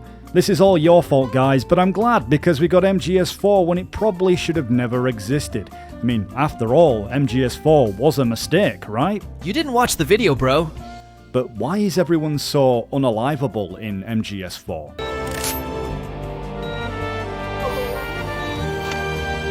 Since I can't say that, S word. The scene clearly tried to mimic Sniper Wolf's tragic end, but failed to deliver. Yet some emotional beats were there, as melodramatic as it was. The enclosure theme playing and Otacon's portrayed by Christopher Randolph crying is enough to bring back that emotional PTSD from MGS2 when Emma dies, but it's not as strong. Her interactions with Sunny were charming and sort of a homage to how Frank Yeager was an older sibling to her. She got to play that role for an orphan girl like herself, and they did everything right with these callbacks to the first game, including her pre-recorded message about freeing the captured foxes. MGS4 speaks to themes of atonement, and that's exactly this message. Snake, hear me. Our country is an innocent child once more. A new dawn is rising. Now, she can build a new destiny for herself. Snake, the time has come.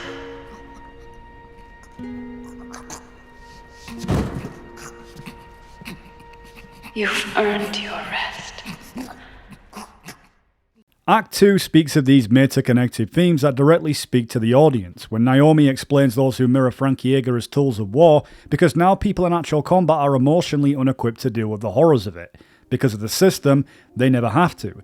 It's real combat that feels like a video game, something MGS2 explored. Another fascinating moment that appears to break the fourth wall is when the save files flicker through the past Metal Gear games and land on MGS4. The series stops being something you play and becomes something you've lived. Reality comes crashing down because the systems that dulled war and emotions, SOP and player distance, this also includes people's expectations, that all falls apart. Essentially everything and every game we played all lands at once. The meaning in the system may have changed, but the battlefield hasn't. Until that point, war was like a game to them. And then suddenly, reality came crashing down. The games under construction nod reminds us that this isn't the end of rehashed wars and the series keeps moving. The player and the world collide, and the empty slots feel like a nod from Kojima hinting at other games yet to come, like Peace Walker and MGS Rising, which was called way back in Sonny's Eggs. Reality comes crashing down again because, starting with the series, we had the perfect video game reality. We play as the legendary Solid Snake who can make the impossible possible, the ultimate badass, and then it's all yanked away and we become something we didn't like ourselves. Ironically, we still wanted to be these legends, the snakes touting bandanas and smoking cigs, still young and youthful. But all of this didn't prepare the audience for what to expect at all. Hence, reality did come crashing down. MGS4 in contrast is always the real thing. These are the characters we know. This is the Solid Snake you love, but it doesn't feel the same. These heroes and legends become more human and fragile, and on some level, Metal Gear Solid 4 wants to be a game about something you love and letting it go at the same time. Snake. Thank you. The trail splits up into multiple directions. Look closely at the footprints. And how can we not talk about Naomi's trail in Act 2, which was really intuitive level design. Footprints are now put to further use aside from soldiers just noticing yours. What was that noise? Huh? Whose footprints are these? Huh? It feels like this part was borrowed from MGS3, using prints to track the enemy.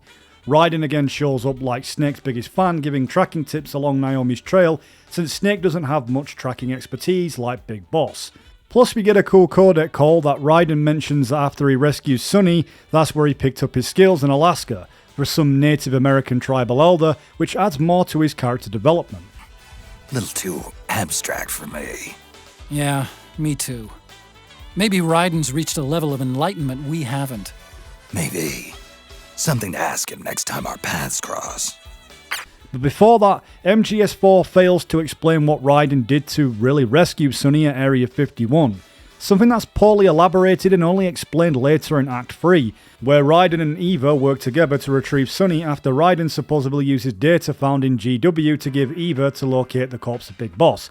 Yet how she discovers this location really isn't specified, other than it being in the data Raiden obtained from GW. But Raiden didn't obtain the disc from GW since Snake had the real disc, and all it contained was just a list of dead members of the Philosophers. Did you find the Patriots list? Of course. It contains the personal data of 12 people. There was a name on it. Snake, it was one of our biggest contributors. What's going on around here? I don't know.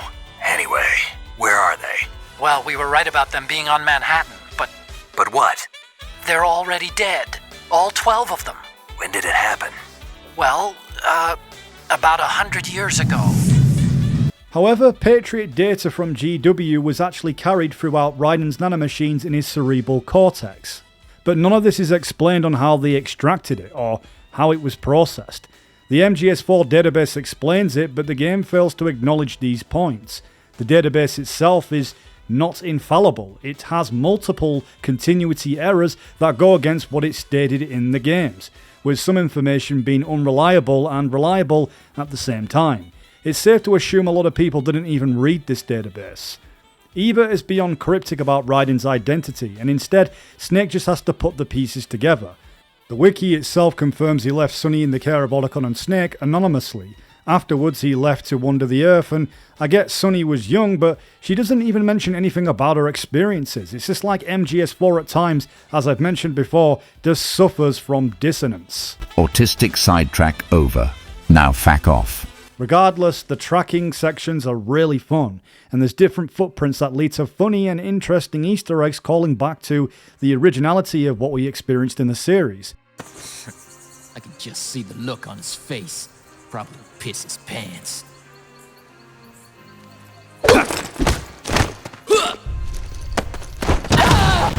Some locations are used to throw you off the trail, with PMCs and frogs waiting in ambush. You can't always rely on the solid eye night vision too, because it gives you away. There are moments that reference MGS2, like a soldier taking a piss.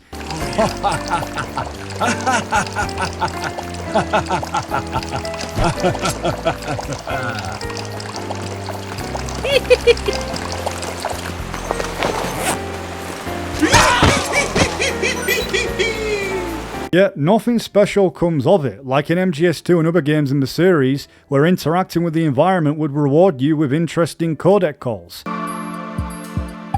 Raiden? Jack, give it a rest. I can't bear watching you do that. I disapprove. Return to your duties. That's something MGS4 fails to capture. Not only are the codec contacts limited, they're often repeated and lack Fukushima's in-depth world building from before. And they're still cool, but unrelated calls tied to the mission, but not many. Act 2 ends action-packed, escaping on Drebin Striker in an epic chase shootout. This one of the two moments like this happens in Act 3, which is a direct callback to MGS3's bike chase. Usually these kind of action segments were saved for the very end in previous titles, but this one feels more like a natural way of ending the chapter. And since the release of MGS5 and going back and playing MGS4, there seems to be like a neat connection between parasites and nanomachines, which feels like when MGS5 was being created, Kojima thought that instead of nanos, it would be a biological parasite controlling human behavior and granting people super abilities. They almost work the same way, even if they're not actually related. It's still cool considering parasites have a tendency to take over the host, hence the zombified PMCs. They feel like an origin story for nanomachines before everything became digitized in the artificial intelligence era. But according to the collective fandom, it all goes downhill from here.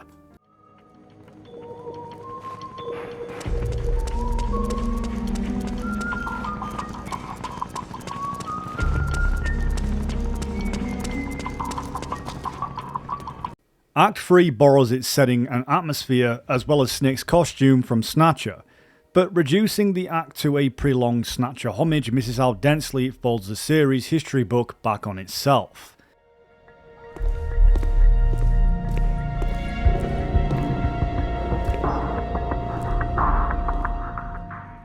Along with this is the Mark II, which is also another reference to the Metal Gear that was in Snatcher. Yes, sir. Pleased to meet you, Gillian. I am Metal Gear Mark II. I am programmed to be your personal assistant.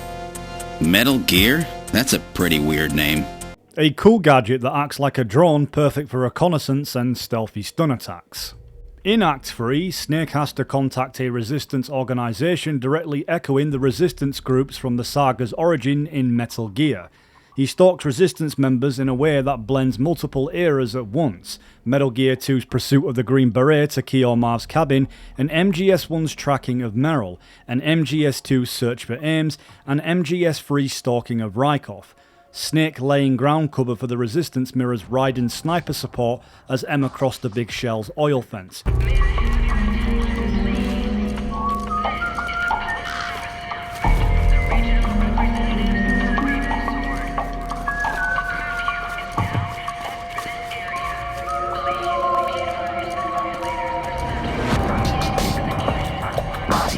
There's something largely dystopian in this Eastern European setting, a form of martial law, with people confined in their homes through mandatory curfews.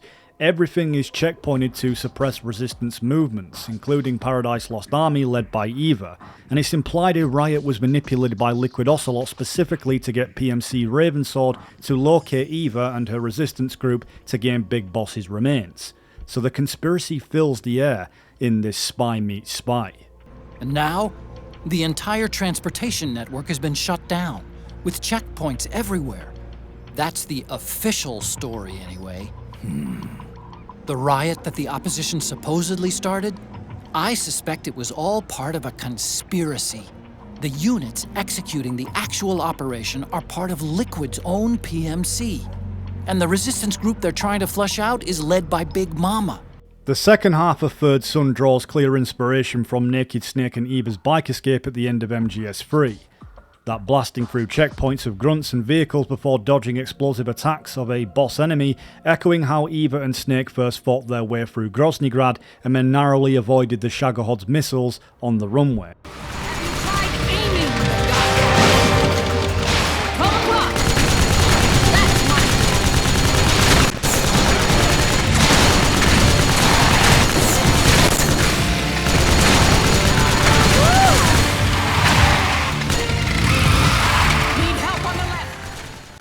It all sounds great on paper, but I believe Act 3 gets far too much hate.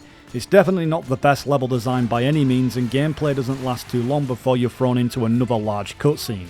But it's definitely a change from conventional espionage. The only pain is losing the Resistance member and relying on the crappy radio and map to try locate him, but it's not hard to miss him when he's whistling. The setting and the atmosphere in Act 3 just fits perfectly. And in typical Metal Gear fashion, there's tons of little secrets and Easter eggs all around the map. Understood. The state of alert has been lifted. Resume positions.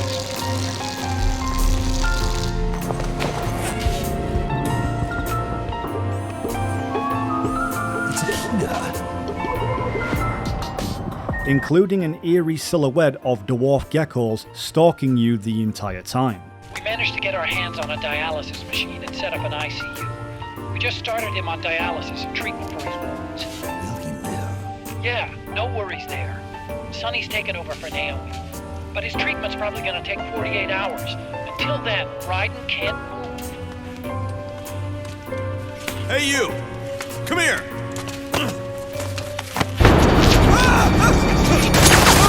It is a shame you can't make it directly to the Resistance hideout if you know where it's located, but I think it's all part of the charm of having to follow this idiot around until eventually you make it there, and along the way you can mess around and have a little bit of fun.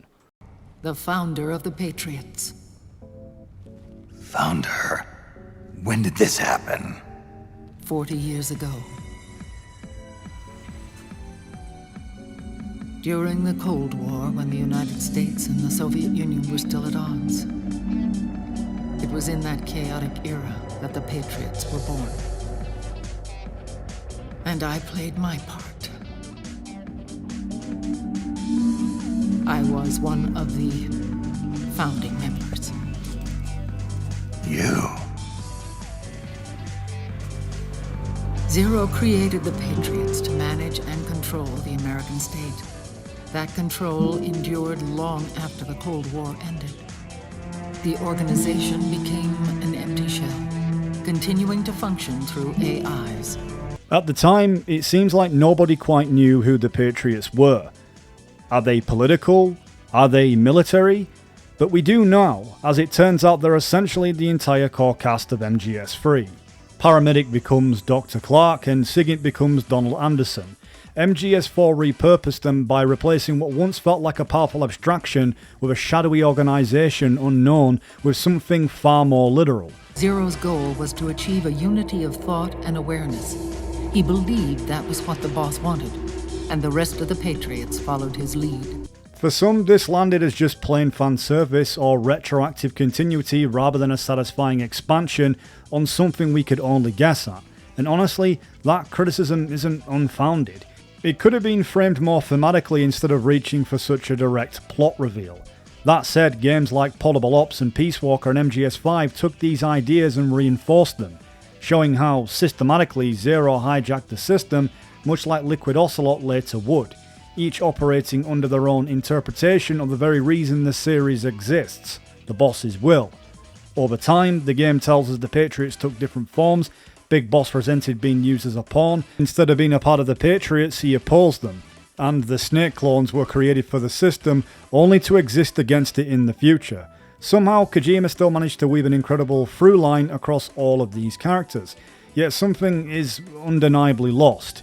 The ambiguity behind these secret rulers, the ones who decide tomorrow's history, is diminished compared to the ideas presented in MGS2. The Wise Man's Committee, the philosophers, the supposedly long-dead figures embedded into endless conspiracy. Instead, we've learned they've been digitally recreated and their wills encoded into AI that takes on a life of its own and decides humanity's fate. It was then that the norms, manifested as AIs, the inheritors of Zero's will, began to reproduce and take on a life of their own. Zero's original intent was to carry on the boss's will and establish a unified world state. Thematically, this works brilliantly within Kojima's obsession with the digital society and humanity's dependence on machines to govern itself. I mean, we've seen it in his recent works in Death Stranding 2. It's essentially a copy of Metal Gear 2 in a different universe. As caretakers, we will regulate the activity of other species. But still, so much of this story has been told rather than shown. The Patriots almost exist off-screen, and they're far too abstract, especially in MGS4, where everything is meant to be revealed anyway. Alfred Hitchcock feels relevant here, which much of MGS4 is framed like photographs of people speaking, whereas earlier entries relied on hyper-reality, live stage moments that visually reinforce what characters are explaining. The mirroring of the real world, something the series once excelled at, feels a tad diminished. MGS5 would later attempt to fix the Patriot problem, expanding on the long bloody ideological war between Big Boss and Zero in far greater detail. Yet even then, the Patriots themselves are never directly shown. Zero's corruption is never depicted in full, only his proxies are confronted. I understand that this is intentional, that the mystery is a part of the design, but MGS4 had already stripped much of that ambiguity away. In earlier games, Metal Gear always showed the antagonist's perspective. Here, the audience struggled to accept these revelations because nothing prior had truly established the MGS3 support crew as figures imposing enough to justify such power. It is fan service, but I'm glad it happened. Kojima found a way to bind the characters together, all while preserving familiarity without having to introduce entirely new players, especially since MGS4 was intended to be the final chapter. It's understandable why he reached for what was already cemented. If anything, the series tells us that power within this secret society has simply changed hands over time. It fits within the political reality of wealth and influence. The mystery of the Patriots still works.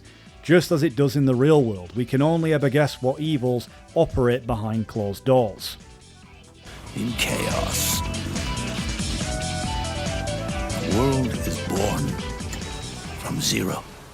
One of the long-running inspirations behind Metal Gear Solid is its biblical framework, characters carrying iconic names, shaping the world through mythic roles. Act 3 places us inside a church or a cathedral, the perfect backdrop for a message encoded straight from the gospel itself. And this isn't new, we've seen this throughout the entire series, but it comes its clearest in MGS3, which directly references Genesis. That's fitting considering MGS3 is where everything begins. In that story, it was Eve who was tempted by the snake in the Garden of Eden. But this time around, it was I who tempted the snake and got away with the forbidden fruit of knowledge. The Garden of Eden becomes the metaphorical setting. The philosopher's legacy is the forbidden fruit, knowledge never meant to be held. And Eva represents Eve, and Ocelot represents Adam. The roles reverse. Instead of the snake deceiving Eva, she deceives him. And this symbolism extends directly into MGS4, which heavily implies that the creation of the Patriots were humanity's fall from grace. The AI system, the Patriots, becomes a sterile garden of Eden, and Zero positions himself as a godlike figure attempting to regulate humanity. The forbidden fruit is absolute control, and the snakes, Big Boss, Solid Snake, become agents of chaos within that system. Big Boss evolves into a legendary soldier, worshipped like a false idol, a corrupted patriarch, even a devil figure who twists the will of his mentor, the boss. As for her, she represents the sacrifice and sainthood, even Christ-like martyrdom. Big Boss coming back acts like a second coming to finally put an end to all these sins. These analogies overlap and evolve. The MGS4 novelization leans even harder into this biblical framing with Project Aitor. Liquid and Solid are fundamentally and metaphorically cut off from God by their unnatural births, as beasts. Liquid remains detached and despising belief itself. Solid, however, reconnects. Solid Snake becomes a Christ-like figure as well, forgiving, enduring, and willing to destroy his own body for the sake of others. In a way, sacrificing himself. MGS4 is ultimately about atonement in a fallen world. Soldiers seeking repentance, trying to cleanse themselves of sin, trying to break free from the Antichrist system to be baptized anew, repented. Just as the apple caused humanity's fall, the apple in MGS4 is rejected, crushed by Liquid Ocelot, a symbol of total corruption. The original will is gone, and these biblical references expand even further when you examine the character dynamics in full. But none of this is sacred scripture, but the inspiration definitely lives through it. Adam!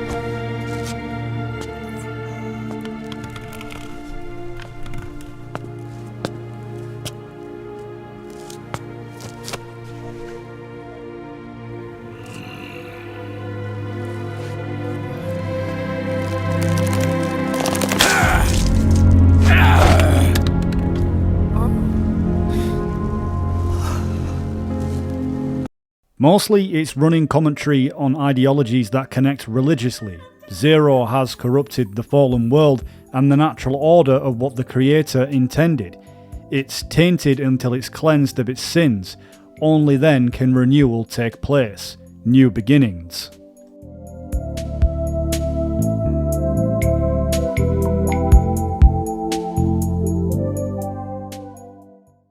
Act 3 ends with an explosive outro, pure cinema at its finest. We've had the over-explanations, the tedious missions, and now we get a full display of Ocelot taking on the entire US military whilst putting the middle finger up to the Patriots.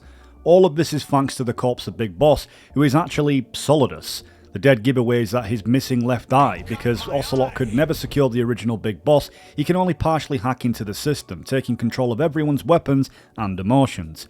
However, he can't access the Patriots' nuclear stockpile neither. Snake nor Liquid were perfect clones. Snake and Big Boss don't have the same genetic code? Strictly speaking, Snake and Liquid aren't the same either. Which is why Foxdie only affected Liquid at Shadow Moses. And spared you. That's established early on, but Solidus was the only genetically perfect replica of Big Boss, hence why hacking the system was possible.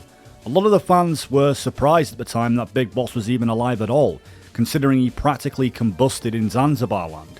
His reveal later became a point of complaint, even though the idea itself works far better than it's often given credit for. The closing scenes show Ocelot at his most unhinged, victorious once again, throwing Solidus' corpse into the fire like a piece of trash.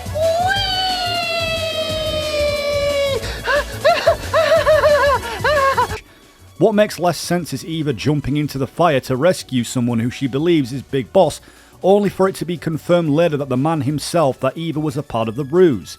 Having used parts of Solidus and Liquid to rebuild him, she knew all along that the corpse was Solidus, yet she threw herself into the flames. That's just stupid. Stupid or something? Do you have a death wish?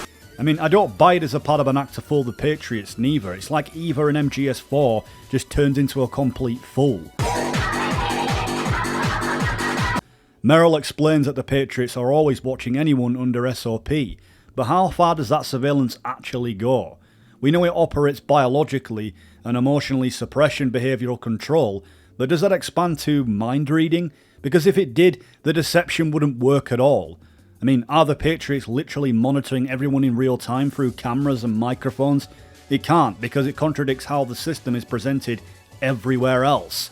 Either way, no pun intended, dies because of Snake's new Fox Die strain, courtesy of Drebin, and with that, Act 3 closes, pushing us into Act 4. Unless the light is put out, the shadow cannot be erased.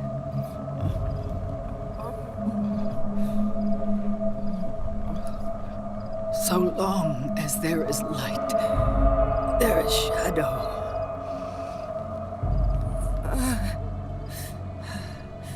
To return everything to normal, the light must be extinguished. The world would be better off without snakes.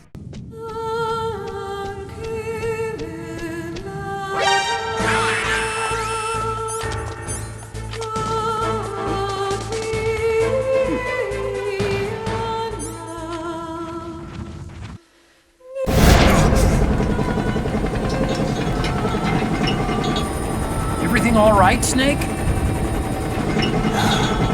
I was having that dream again. The most powerful case of subversion and evolution has to be Act 4, the return to Shadow Moses. Something like this had never been done before. We're brought back to the setting of MGS1, but precisely to enact the opposite of a return. The further we descend into this Shadow Moses, the further we drift away emotionally from the original, carrying across a quiet truth that with what time takes can never be restored or repurchased.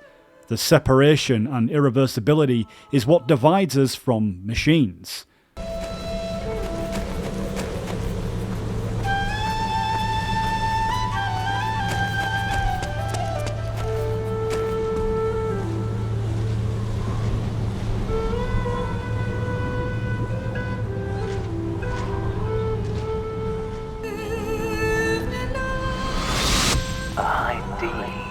What's a Russian gunship doing here? Wow, he must be crazy to fly Hind in this kind of weather. Who's that? Nice to meet you, Snake. It's an honor to speak to a living legend like yourself. It's Snake. I'm in front of the disposal facility. Excellent, Snake. How's that sneaking suit working out? I'm nice and dry, but it's a little hard to move. Bear with it. It's designed to prevent hypothermia. A surveillance camera.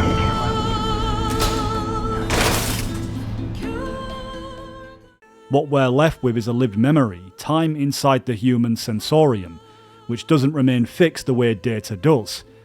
Even our own memories don't stay intact or continue to map cleanly onto the words we use as their proxies. Snake, I think maybe your memory... Don't worry, I'm sure I can remember it. This Shadow Moses is the same in name only. The reality can't compete with the legend back in 1998. Campbell calls it Liquid Snake's monument, an unintentional epitaph.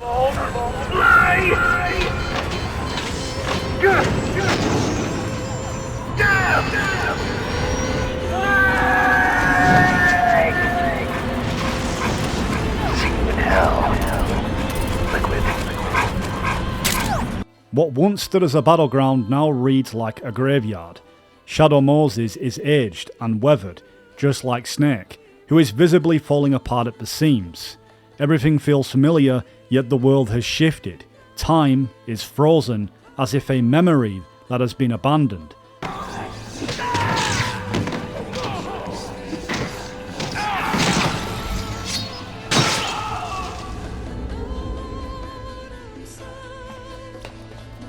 But meaning is exactly the same. Act 4 heavily references MGS1 in its setting and scenario tropes, but it remixes them, sending Snake through a different tour of the same facility. Snake waits for Otacon, not Meryl, to open a bay door. Otacon forgets an important password, echoing how Armstech President Kenneth Baker once forgot Meryl's codec frequency, and Naomi replaces Meryl as a dead love interest left behind. The structure is familiar, but the emotional coordinates have been rearranged. Twin Suns slips elements of other entries into the saga into the scenario. MGS4 makes the second area of MGS1 playable and frames it as Snake's dream, recalling the Guy Savage minigame from MGS3. And this time Vamp and Raiden rather than Liquid and Snake become rivals battling atop Metal Gear Rex. Snake then reenacts Raiden's fight against the Rays from MGS2 when he takes on multiple waves of Gecko. The act closes by fusing the endings of MGS1 and MGS2. Snake and Ocelot crawl from wrecked vehicles, and Snake pursues Ocelot with severe injuries and a machine gun, mirroring Liquid's advance at the end of MGS1. Haven crashes into Shadow Moses the way Arsenal Gear once ploughed into Manhattan in MGS2, while Raiden intervenes to save Snake just as Grey Fox stopped Rex from killing him in MGS1. Many series tropes live on through the acts with the return to Shadow Moses, which loses its human elements taken over by the logic of machines, opposed to something human that has now become irrelevant. A hint to the future, if you will, of what is happening in our current era. The fact that humans are no longer needed, a current complaint that people make about the lack of human presence in Shadow Moses. The unfamiliarity naturally causes this discomfort. The only thing alive is broken remnants of what was calling back to us like a haunted past refusing to vanish into the echoes of the endless archives of time. Amazing. Almost makes me nostalgic for the days when you needed a key card for every door. Yep. It's been 9 years. All you really have to do is reinterpret the old technology in terms of the new. Getting old isn't all that bad, you know.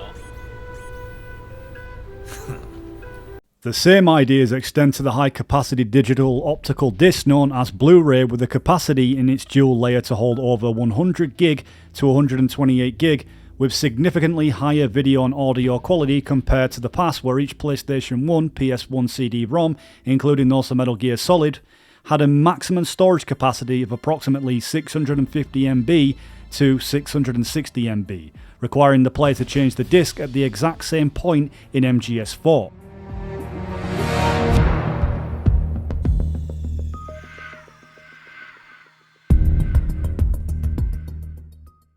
The game breaks the fourth wall in all of its meta-awareness and speaks of these changes. It is the idea in the revolution of technologies that is out with the old and in with the new. Hold it, Snake. Time to change the disc. I know, it's a pain. But you need to swap disc 1 for disc 2. You see the disc labeled 2? No. Huh? Oh, wait! We're on PlayStation 3. It's a Blu-ray disc. Dual layered, too. No need to swap. Damn it, Otacon! Get a grip! Yeah, what an age we live in, huh, Snake? Wonder what they'll think of next. Even though Snake still lives, his legacy is still tied to Shadow Moses. That wherever he goes, he becomes a relic, immortalized by legends, but fragile and ever fleeting with the passage of time. With these changes, in a world that no longer depends on him, but rather technology. Yet even beyond such a fragile vessel, his meme is passed on both in and outside of the game. So Raiden, who was this that told you to find your own name before you stopped going by Jack? The one and only Solid Snake. Hero of Outer Heaven, Zanzibar Land, Shadow Moses. The list goes on. Right. Guy's a legend. I forgot you knew him so well. Yeah, he saved my ass at Big Shell. Not to mention a few times after that. I've lost count. In terms of pure combat ability, he's one of the greatest soldiers I've ever seen. But it's not only that. He knows what's right, and he just gets it done, period. No one can stop him. I've learned a lot from him. He'd kill me if he heard me talking about him like this. Wow. I didn't know you were such a fanboy. Interestingly, in the monument we see aboard Heaven exists as a symbol to the greatest soldier in history, and what he and his successors generally fought for. This is also a reflection to Mount Rushmore and how that monument has presidents of the United States that contributed to the development of the country and the world. You could say Big Boss in the story is propped up to be on their level when it comes to how much influence he had on a global scale. And that combined with Ocelot's fascination on the Snake Dynasty, and perhaps because of the big crush he has on them.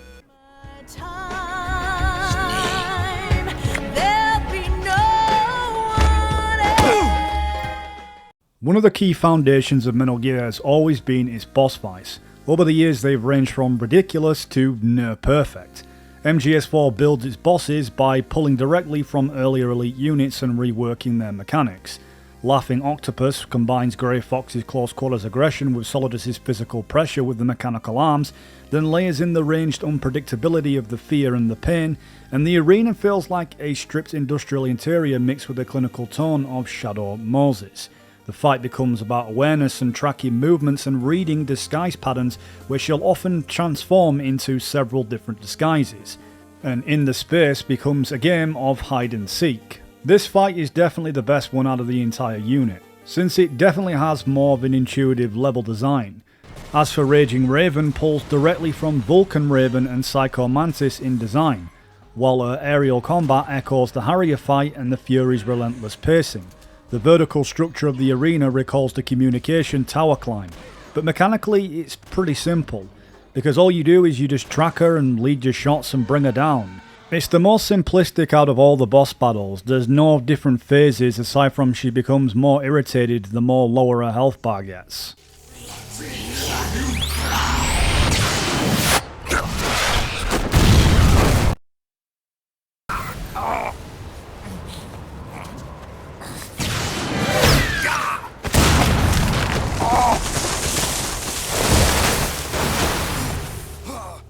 Crying Wolf is modelled as a mobile weapons platform visually tied to Rex and Ray, armed with Fortune's railgun that was collected after the events of MGS2, and the sniper dynamic calls back to Sniper Wolf, and the frogs roaming the map echo the interference during the end's battle. The destructible cover also references Fortune's encounter, and visibility is low, so the solid eye helps but increases the risk of being spotted. Even so, I don't think it hits the psychological intensity of the battle with the end. The arena isn't expansive enough to make the hunt feel isolating, plus you can climb up on a higher balcony and the chances of being hit out of nowhere is almost zero. The pressure doesn't feel as great as it did in MGS3.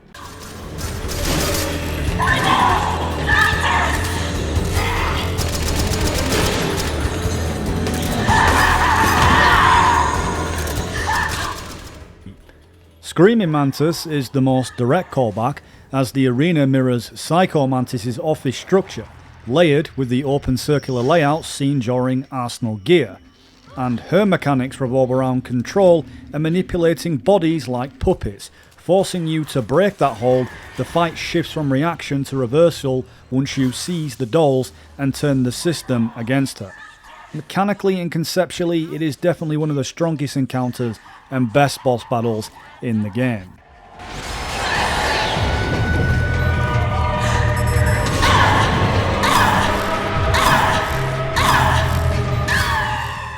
A lot of complaints are made saying how these boss battles aren't really unique, but looking back on Metal Gear on the MSX days, a lot of the boss battles even back then were actually repurposed in later Metal Gear Solid games that was titled on bigger platform consoles.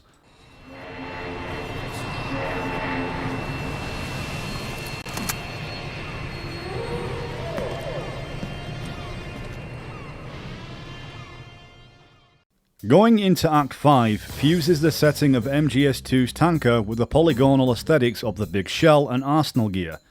As we move through the hull of a transport vessel layered with ladders and hanging wires and watertight doors, whilst also sneaking through blocky enclosed spaces that recall the crate-filled corridors Snake and Raiden fought through aboard Arsenal Gear. Combined with super soldiers and mechs, Outer Haven becomes the most demanding infiltration of the entire game. The spaces are confined, hiding spots are limited, and even the approach to the watertight door is guarded by Gecko.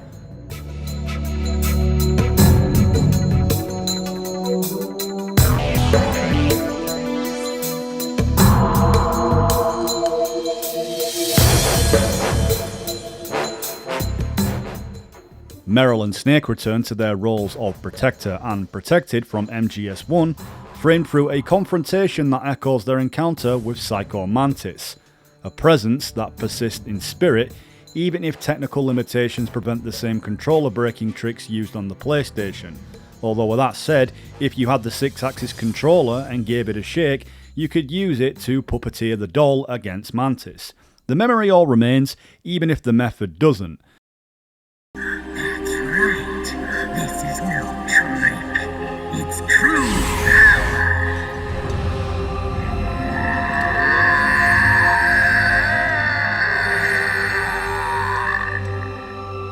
What? Where's your data? Where is it saved?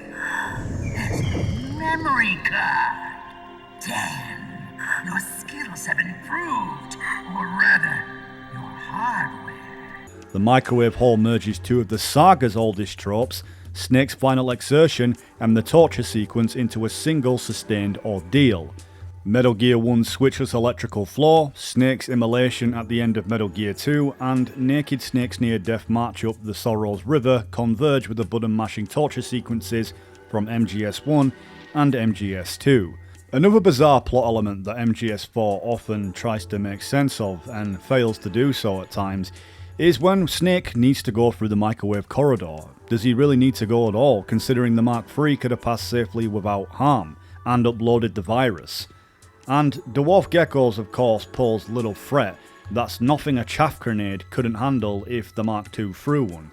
Yet the sequence persists less as logic and more as a test of endurance, a sense of will and determination that only one person can push through a hard moment. Lives depend on Snake reaching the other side, and the act of tapping triangle itself becomes a form of punishment. It aligns cleanly with the game's core concern: will, a determination that cannot be inherited.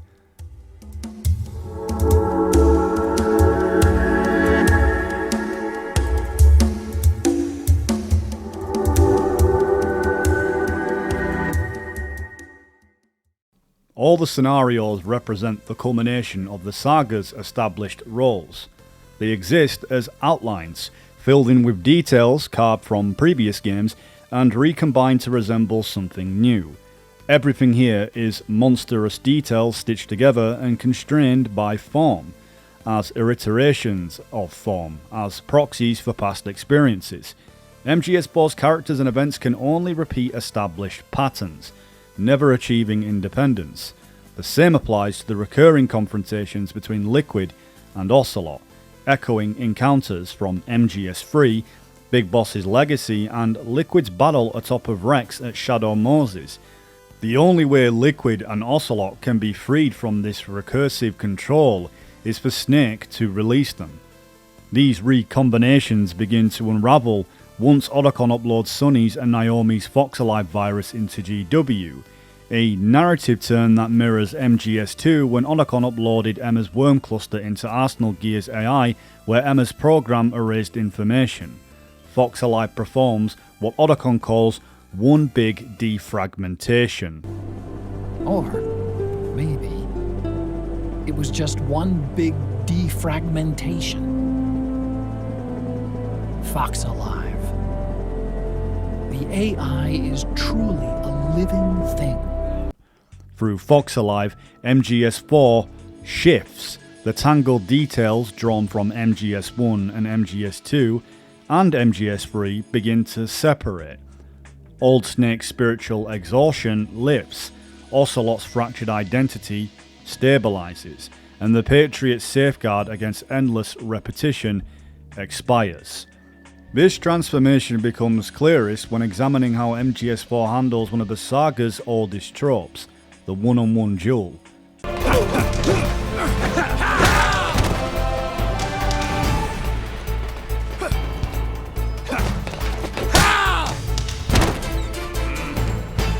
Step by step, these confused identities untangle during Snake and Ocelot's final fight atop of Outer Heaven. Alongside the shifting music and health bars, misplaced tactical elements from across the saga returns to their original context. During the MGS1 phase, Ocelot uses Liquid's close quarters combos and bull rushes. In MGS2's phase, he strikes mirror Solidus' sword's pattern, alternating between free hit sequences and devastating forward lunges.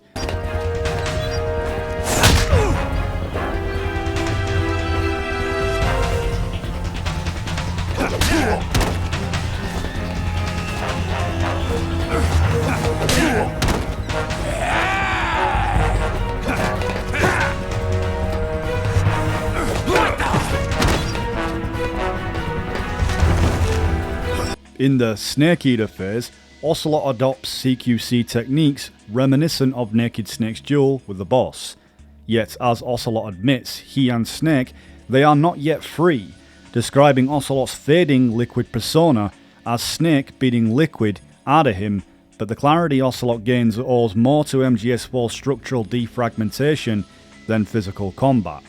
That his identity remains entangled until the fight exhausts every trace of nostalgia. Only then does the past settle, leaving two aging men exchanging their final blows.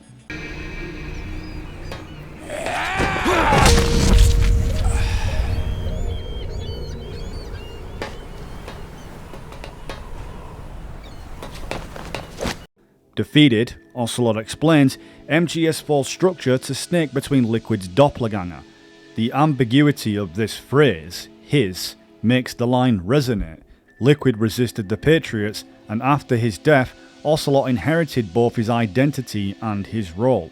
Big Boss once fought for and was betrayed by Zero, a role Snake ultimately assumed, reinforced by the game's flashbacks linking old Snake to Big Boss. At that point, the doubles stop mirroring each other. Ocelot no longer stands in for Liquid, and Solid Snake no longer fully stands in for Big Boss. The proxies disconnect, genetic and mimetic echoes dissolve, and what remains are individuals finally unburdened by the forms they were forced to repeat. You are no longer a prisoner of fate. You are no longer a seed of war. Oh, it's time for you to see the outside world with your own eyes. Your body and your soul are your own.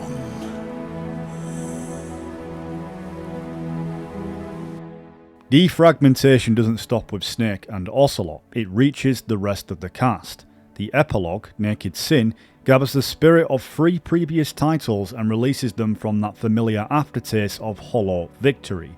The first sequence carries echoes of both endings from MGS1. Meryl accepts Campbell as her father, love survives the battlefield and hardens into marriage, and Naomi's final urging choose life than live hangs over everyone. The second moment fulfills what Sons of Liberty only promised. Raiden had already reclaimed his name from the mould of Solid Snake at the end of MGS2. Here, he reclaims his body as well, separating himself from the image of Grey Fox he had been forced to echo. Rose admits she lies, just as she did before, but this time the confession doesn't fracture them. Jack and Rose and Little John stand in as a family. The hope that once felt abstract becomes concrete. Little John pretending to be a superhero reinforces the pattern MGS2 laid bare when an identity was shaped through imitation, through cultural memory. Raiden once idolized Solid Snake, now his son imitates him. The cycle is visible, but it's a lot more gentler. I'm not scared. I think you're cool. Kinda like a comic book superhero.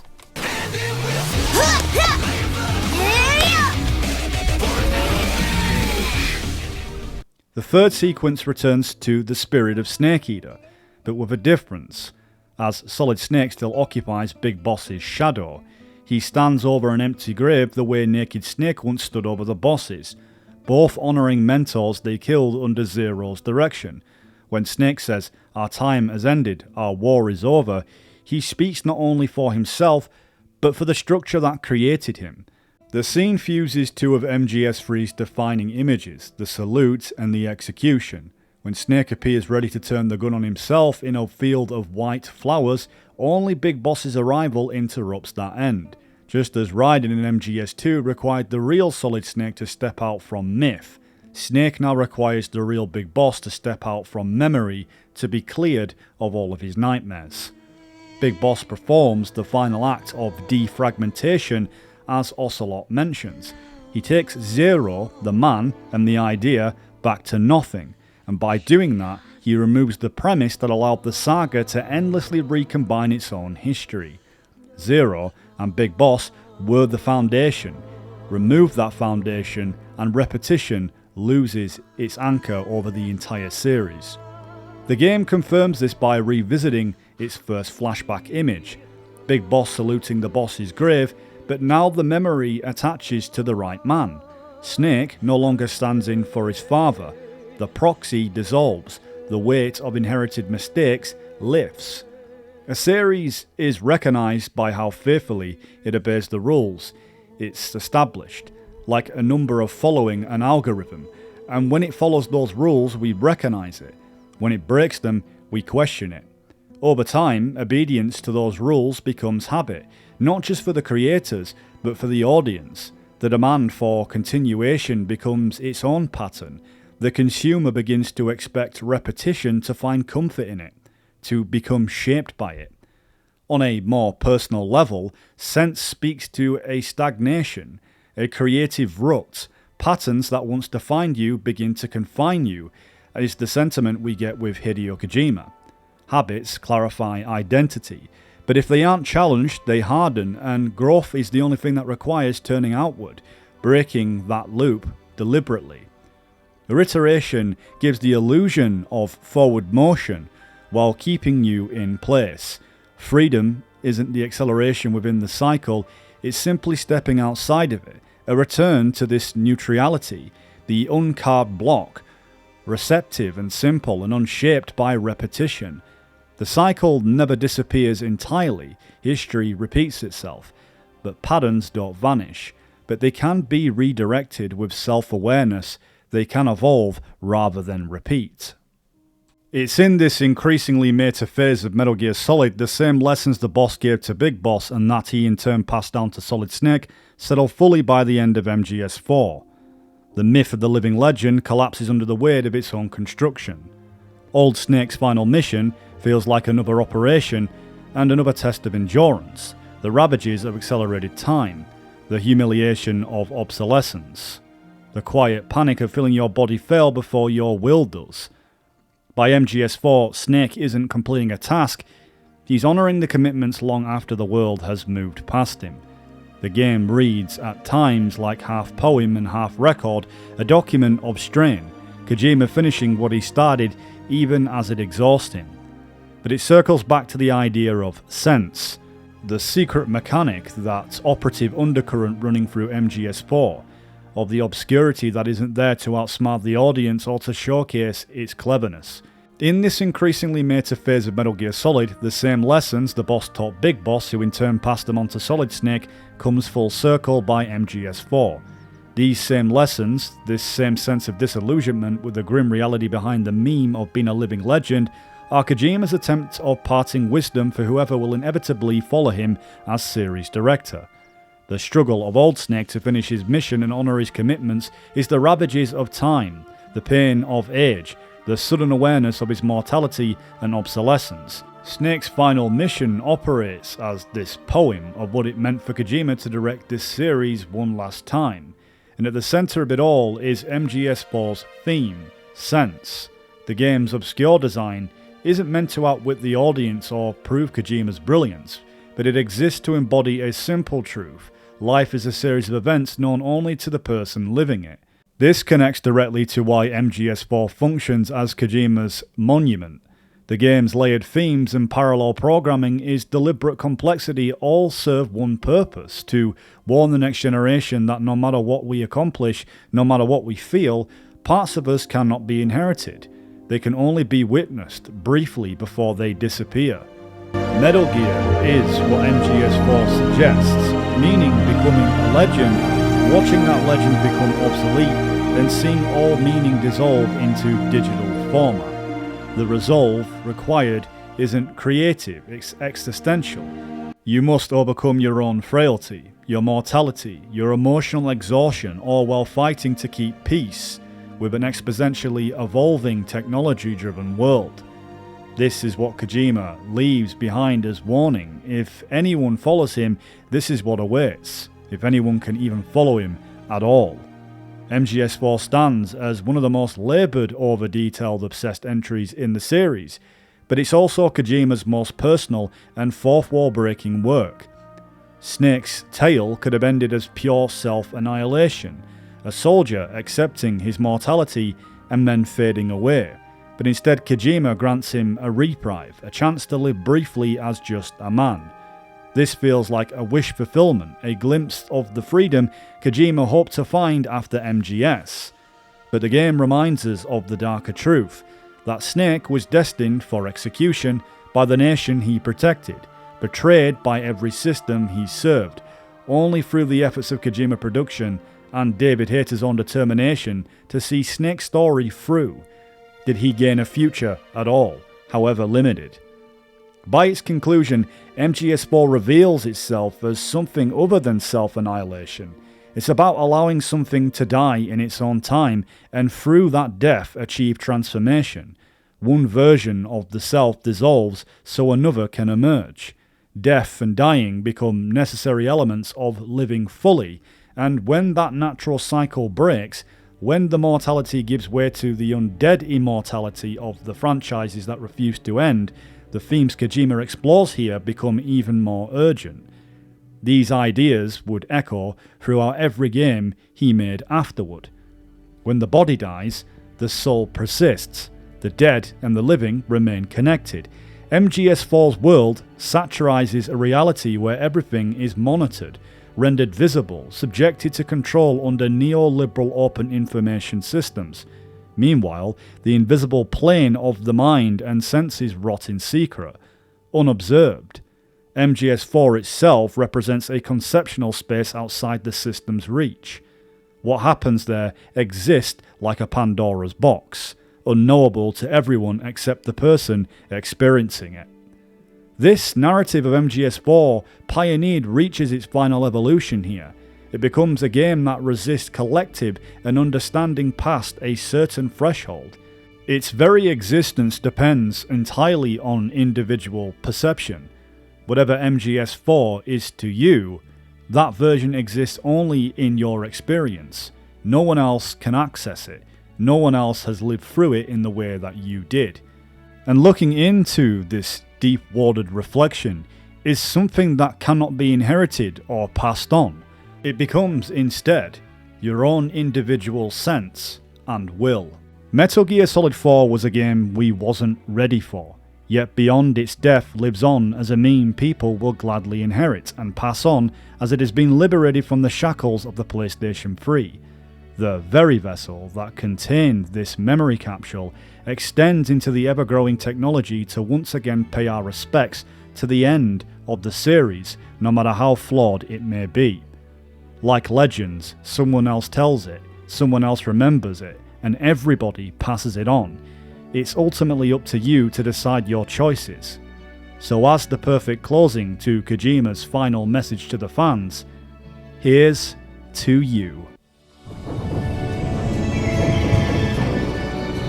There's nothing inside you can pass on to the next generation. No genes, no memes. You're man-made. You're a beast. I know. A blue rose.